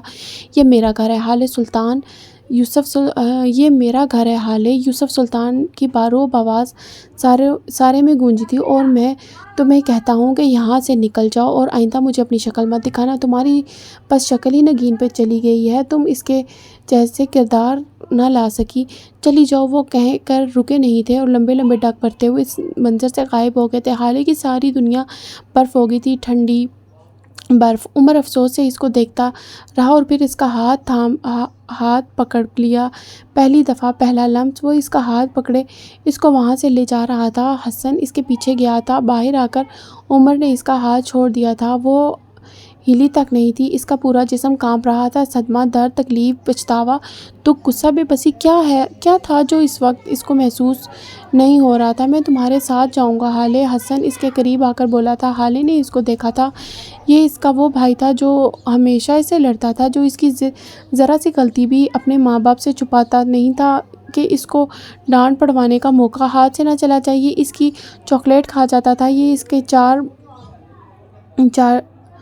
چارجر چھپا دیتا تھا، کہ اس کے پیسے چوری کر لیتا تھا، اس کو زچ کرتا تھا، اس کے بنائے ہوئے کھانے میں نقص نکالتا تھا، اس کے بنے ہوئے بال بگاڑ دیتا تھا، اس کی برتھ ڈے کے آدھے تحفے خود رکھ لیتا تھا۔ لیکن یہ وہ بھی تھا جو اس نے آج اس کے لیے تھپڑ کھائے، اس کا یقین کیا، اس سے کوئی صفائی نہیں مانگی، اسے اپنے گلے لگایا، وہ جب گری تو اس کو اٹھایا، وہ جب روئی تو چپ کروایا، اس کے لیے لڑا، اس کا محافظ بنا۔ یہ کیسا پیار ہوتا ہے بہن بھائیوں کا؟ جو خود تو آپ کو اتنا تنگ کرتے ہیں کہ آپ رونے لگ جائیں، لیکن یہی آنسو اگر کسی دوسرے کی وجہ سے نکلیں تو یہی بہن بھائی ان کو چیرنے کے لیے آ جاتے ہیں۔ تم اماں کے ساتھ رہو، بچوں کے ساتھ رہو اور دادا جان کا خیال رکھنا۔ اوکے، میں بابا کو لے کر آؤں گی، پھر ہم یہاں سے چلے جائیں گے بہت دور، ہم ساری فیملی، لیکن اس وقت تمہیں یہاں رہنا ہوگا۔ تم سمجھ رہے ہو نا؟ وہ نم آنکھوں سے اس کو سمجھا رہی تھی۔ عمر پاس ہی کھڑا تھا، وہ روتے ہوئے مسلسل نفی میں سر ہلا رہا تھا۔ حالے نے اس کے چہرے کو ہاتھوں کے پیالے میں بھر لیا تھا۔ میں بہت جلد واپس آؤں گی حسن، تم میرا انتظار کرنا، میں سب کچھ فکس کر لوں گی، میں بابا کو لے کر آؤں گی۔ پلیز تم اس وقت مجھے سمجھنے کی کوشش کرو، مجھے جانے دو۔ وہ بے بسی سے رو دی تھی۔ آئی ایم سوری حالے، آئی ایم سوری، میں اس وقت تمہارے ساتھ ہوتا تو یہ سب نہ ہوتا۔ آئی ایم ریئلی سوری، مجھے جاننا چاہیے تھا، میں تمہارا بھائی تھا، میں تمہارے لیے کچھ نہیں کر سکا۔ لعنت ہو مجھ پہ، لعنت ہو حسن لسن ٹو می۔ حالے نے اس کا چہرہ اوپر کیا تھا۔ وہ اب ان چیزوں کا وقت نہیں ہے، مجھے کمزور مت کرو، اس وقت بابا امپورٹنٹ ہے، جو کچھ ہونا تھا وہ ہو گیا ہے، ہم اس کو بدل نہیں سکتے۔ تم اندر اماں کے پاس جاؤ، مجھے ہسپتال جانے دو، یہ میرا حکم ہے۔ وہ تحکم سے بولی تھی، ساتھ ذرا سے فاصلے پہ کھڑے بخش کو اشارہ کرتے قریب بلایا تھا۔ وہ نم آنکھیں لیے قریب آ گیا تھا۔ بخش میری بات سنو، حسن کا خیال رکھو گے، کچھ بھی غلط ہوگا تو بس مجھے کال کرنا، اوکے؟ بی بی آپ کا موبائل تو نہیں ہے آپ کے پاس؟ اور یہ جوتا؟ اس نے حالے کے پیروں کی جانب اشارہ کیا تھا۔ یہ تو پھٹ گیا ہے، وہ رونا بھول کر حیرت سے بولا تھا۔ آپ 2 منٹ رک جائیں، ابھی آتا ہوں۔ وہ اس کی سنے بغیر سرونٹ کوارٹر کی طرف بھاگا تھا اور پھر 2 منٹ بعد پھولے ہوئے سانسوں کے ساتھ واپس آیا تھا اور اس کے ہاتھ میں زرد رنگ کی ہیلز تھیں۔ یہ اس نے اپنی گاؤں میں رہنے والی منگیتر کے لیے خریدی تھی۔ حالے نے خاموشی سے اس سے وہ ہیلز لے لی تھی۔ عمر نے گاڑی ان لاک کی تھی، وہ اس کے ساتھ فرنٹ سیٹ پہ بیٹھ گئی تھی۔ کیوں بیٹھی تھی یہ فی الحال وہ خود بھی نہیں جانتی تھی۔ عمر نے گاڑی سٹارٹ کی تھی اور کچھ ہی لمحوں بعد وہ بخش اور حسن کی نظروں سے اوجھل ہو گئی تھی۔ حسن بھائی، اگر حالات نارمل ہوتے تو ان کی جوڑی کتنی اچھی لگتی نا، بخش بے دہانی میں کہہ گیا تھا۔ حسن نے کوئی جواب نہیں دیا تھا۔ ایسا پہلی بار ہوا تھا، حالات واقعی نارمل نہیں تھے۔ ہارون شاہد ہوٹل کے کمرے میں بیٹھا چائے پی رہا تھا۔ مئی کا موسم ستمبر میں بھی اچھا خاصا سرد تھا اور اس نے گرے سویٹر کے نیچے نیلی جینز پہن رکھی تھی۔ آنکھوں میں گہری اداسی تھی، ساتھ تشویش بھی تھی کہ اس نے حالے کی کال پہ یہ سب بول کر صحیح کیا ہے یا نہیں۔ ہاں، اس کو یہی تو کہا گیا تھا کہ اس نے بالکل ٹھیک کیا۔ وہ خود ہی کو تسلی دے رہا تھا۔ جب اس کو شاہد حسین کی کال موصول ہوئی،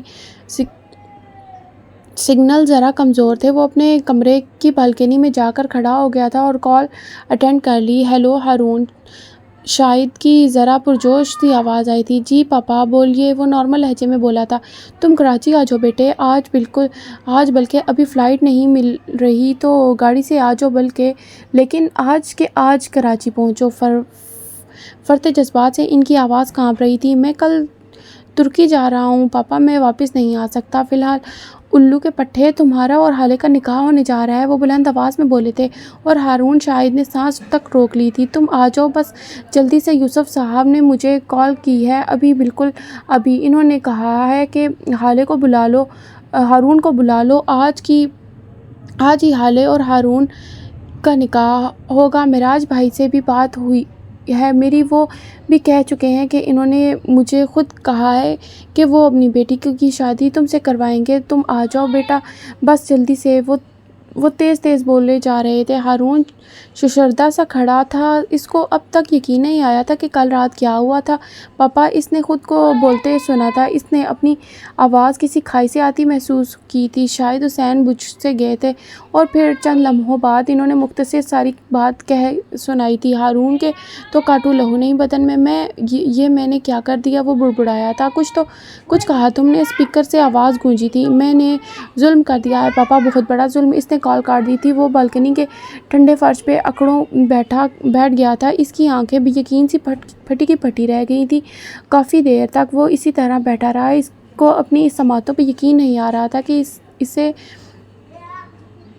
ایئرپورٹ پر کھڑے حالے اسے ایئرپورٹ پر کھڑی حالت یاد آ رہی تھی۔ نہ جانے ہارون، میری گٹ فیلنگز کہتی ہیں کہ تمہارا جانا ٹھیک نہیں ہے، تم مت جاؤ۔ اس کے اسپیکر سے آتی حالے کی آواز سنائی دے رہی تھی۔ سچ بولو ہارون، سچ۔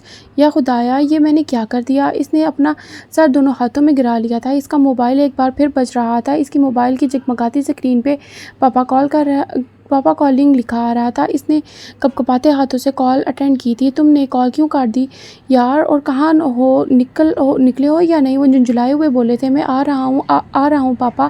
اس کے حلق میں سے پھنسی ہوئی آواز نکلی تھی۔ شاید نے غور نہیں کیا تھا، وہ کال کاٹ چکے تھے۔ ہارون لڑکھڑاتے قدموں اور بھاری دل کے ساتھ اٹھا تھا۔ میں سب کچھ فکس کر لوں گا، سب ٹھیک کر دوں گا۔ میں حالے سے معافی مانگ لوں گا۔ ہاں صحیح، ٹھیک، بالکل صحیح۔ معافی کے بعد تو سب صحیح ہو جاتا ہے۔ کیا واقعی مجھے جانا ہوگا؟ وہ خود سے بڑبڑاتے ہوئے بولا تھا، پھر جلدی کمرے میں واپس آیا تھا۔ اپنی ساری چیزیں وہیں چھوڑ کر وہ بھاگتا ہوا ہوٹل کی سیڑھیاں اتر رہا تھا۔ اس کے ہاتھ میں بس ایک چیز تھی، گاڑی کی چابی۔ حالے اس کی ہو جائے گی، یہ اس کے لیے ساری دنیا مل جانے کے مترادف تھا، اور اسے اور کیا چاہیے تھا؟ تھوڑی دیر بعد وہ مسرور سا گاڑی میں بیٹھا اسلام آباد جا رہا تھا، وہاں سے ایئرپورٹ، پھر سیدھا کراچی۔ وہاں پہنچ کر بس ایک کاغذ پہ سائن اور ساری دنیا اس کی ہو جائے گی۔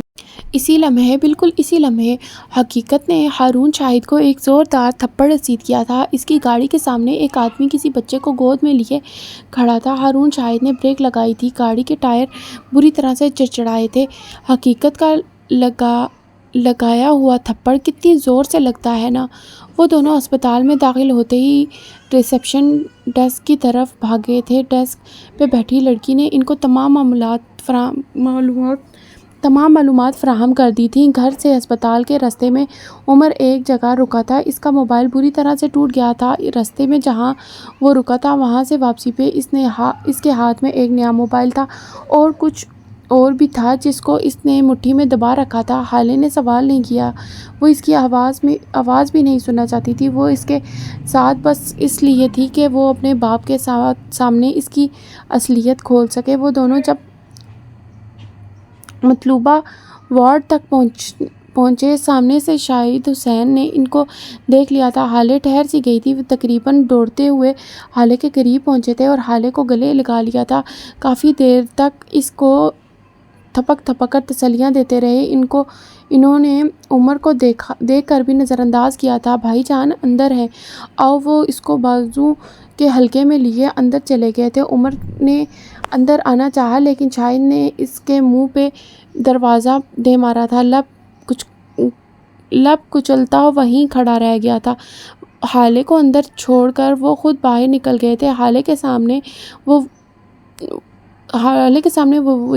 وجود تھا جس نے اس کو صرف باپ ہی نہیں، ماں بن کر بھی پالا تھا۔ حسینہ نے بس اس کو پیدا کیا تھا۔ اس کے ساتھ راتوں میں جاگنے والے معراج تھے، اس کو گھنٹوں اپنے سینے پہ سلانے والے معراج تھے۔ اس کا کھانا پینا، سونا جاگنا سب انہوں نے ہی کیا تھا۔ وہ شخص حالے کے لیے کیا تھا، یہ تو کوئی اس سے پوچھے۔ وہ اس کا محافظ تھا۔ اگر آج وہ حالے کے ساتھ کھڑا ہوتا تو کسی کی جرأت نہیں تھی کہ جو حالے پہ ہاتھ اٹھائے۔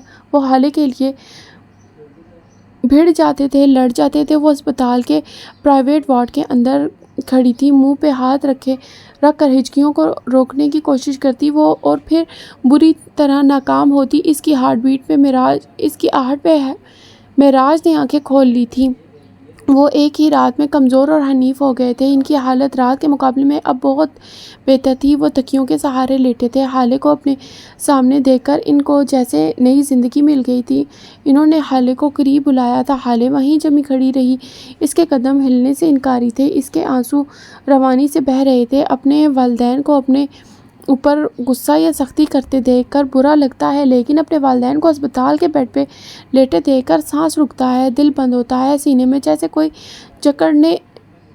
کو جیسے کوئی جکڑنے لگتا ہے۔ حالے یہاں آ جاؤ بیٹے، ان کی کمزور سی آواز پہ وہ بھاگ کر ان کے پاس گئی تھی۔ وہ ان کے سینے سے لگ گئی تھی۔ بابا، میرے بابا۔ وہ پھوٹ کر رو رہی تھی۔ اس کا پورا جسم ہچکولے کھا رہا تھا۔ وہ اس کا سر تھپک رہے تھے، اس کا سر چوم رہے تھے۔ میری حالے، میرا بچہ، میں بھاگی نہیں تھی بابا، وہ ہچکیوں کے درمیان بولی تھی۔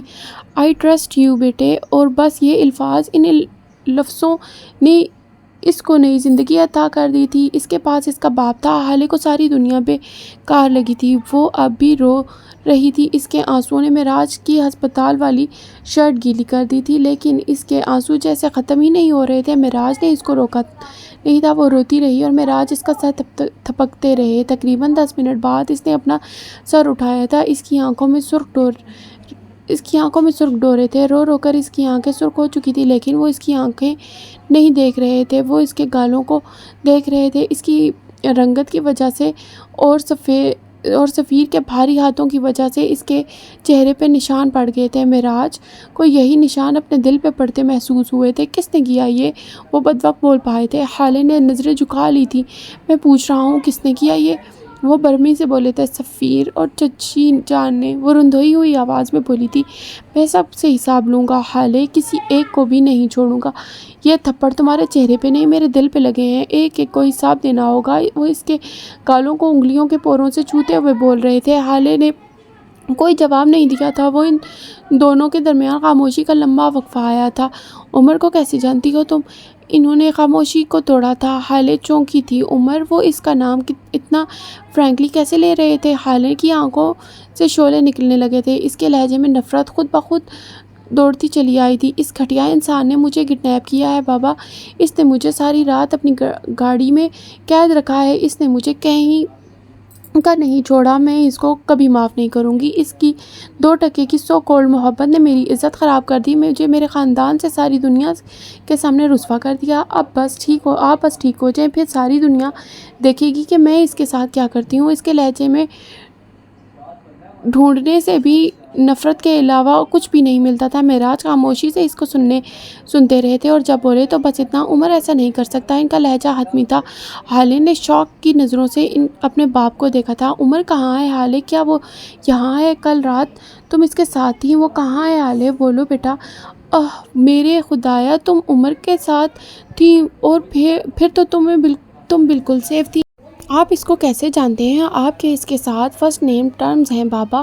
وہ کون ہے؟ آپ مجھ سے کیا چھپا رہے ہیں؟ اس نے ان کی کسی بات کا جواب نہیں دیا تھا۔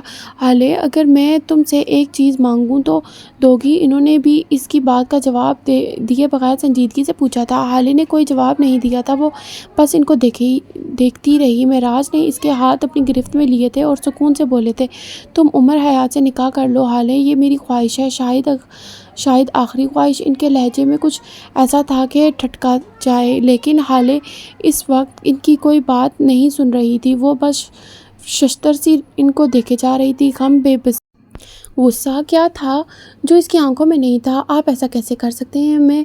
وہ بے یقینی سے بولی تھی۔ ہاتھ چھڑا لیا تھا اور اٹھ کھڑی ہوئی تھی۔ آنسو ایک بار پھر بہنے لگے تھے۔ آپ بدنامی کے ڈر سے کہہ رہے ہیں نا؟ آپ کو لگتا ہے میری شادی نہ ہوئی تو آپ بدنام ہو جائیں گے؟ میں آپ پہ بوجھ بن گئی ہوں، ہے نا؟ مجھ سے بیزار ہو گئے ہیں آپ؟ اس نے مجھے کڈنیپ کیا، مجھے حبس بیضا میں رکھا اور مجھ سے میرا سب کچھ چھین لیا، اور آپ کہتے ہیں کہ میں اس سے نکاح کر لوں؟ بابا، کیوں بابا؟ اتنی بھاری ہو گئی ہوں میں آپ نے اتنا بے مول کر دیا ہے مجھے، کیوں؟ وہ پھٹی آواز میں چلائی تھی۔ اس کی چلانے کی آواز سن کر باہر سے عمر دروازہ کھولتے اندر کی طرف داخل ہو گیا تھا۔ حالے نے مڑ کر نفرت سے اس کو دیکھا تھا۔ عمر نے نظریں چرا لی تھی۔ اوہ، تو آپ بھی آ گئے، دی لیجنڈ، دی گریٹ عمر حیات صاحب۔ وہ استہزائیہ ہنسی تھی۔ آئیے، آپ ہی کی تو کمی تھی جناب، میرے گھر میں تو میری عزت کا تماشا بنتے دیکھ ہی چکے ہیں، اب یہاں میرے باپ کا مجھ سے بیزار ہونا بھی دیکھیے۔ مبارک ہو عمر حیات، تم نے مجھ سے میری آخری رشتہ بھی چھین لیا۔ اس کے آخری جملے میں ایسا ڈر تھا کہ عمر نے آنکھیں اٹھا کر اس کو دیکھا تھا، لیکن وہ دروازہ ٹھا کی آواز سے مارتی ہوئی جا چکی تھی۔ عمر نے اپنے سامنے بیڈ پہ لیٹے معراج کو دیکھا تھا۔ ان کی آنکھوں میں زخمی سا تاثر تھا، ان کی آنکھوں میں شکایت تھی۔ عمر کے دل کو کچھ ہوا تھا۔ وہ مرے قدموں سے ان کے قریب بیٹھ گیا تھا بیڈ پر، ان کا ہاتھ اپنے ایک ہاتھ کی گرفت میں لیے وہ ان کی آنکھوں میں آنکھیں ڈال کر دیکھ رہا تھا۔ تم حالے کو جانتے تھے اور تم نے مجھے سے چھپایا، زخمی لہجے میں بولے تھے۔ میں نہیں بتا سکا۔ اس کا لہجہ دھیما تھا، شرمندہ سا۔ میں نے کل رات تمہیں اتنی کالز کی، ایک اور گلا، وہ میں ہر پکار کا ازالہ کروں گا تو میرے ساتھ ہونا چاہیے تھا۔ میں شرمندہ ہوں۔ وہ واقعی شرمندہ تھا۔ میں تمہارے گھر بھی آیا تھا۔ عمر نے آنکھیں میچ لی تھی۔ اگر تم مجھے بتا دیتے تو یہ سب نہیں ہوتا۔ عمر، میری بیٹی کی بہت رسوائی ہوئی ہے، اس کا دل ٹوٹ گیا ہے، میں اس کا دل کیسے جوڑوں گا؟ ان کی آنکھیں نم ہونے لگی تھی۔ عمر لب کاٹتا رہ گیا، خاموش، بالکل چپ۔ سفیر نے میری بیٹی پہ ہاتھ اٹھایا۔ تم نے اس کا چہرہ دیکھا تھا؟ عمر، اس کے چہرے پہ کیسے نشان ہیں؟ تم نے دیکھا تھا نا؟ اس کے ہاتھ نہیں ٹوٹے، اس کے ہاتھ ٹوٹ جاتے عمر، وہ بچوں کی طرح عمر سے شکایت کر رہے تھے۔ ایسے ہاتھوں کو ٹوٹ جانا چاہیے۔ اس نے تائید کی تھی۔ تم جانتے ہو یہ سب کس نے کیا ہے؟ فہیم مرزا نے، اور اس نے یہ سب مسز سلطان کے کہنے پہ کیا ہے۔ اس کے لہجے میں یکدم تپش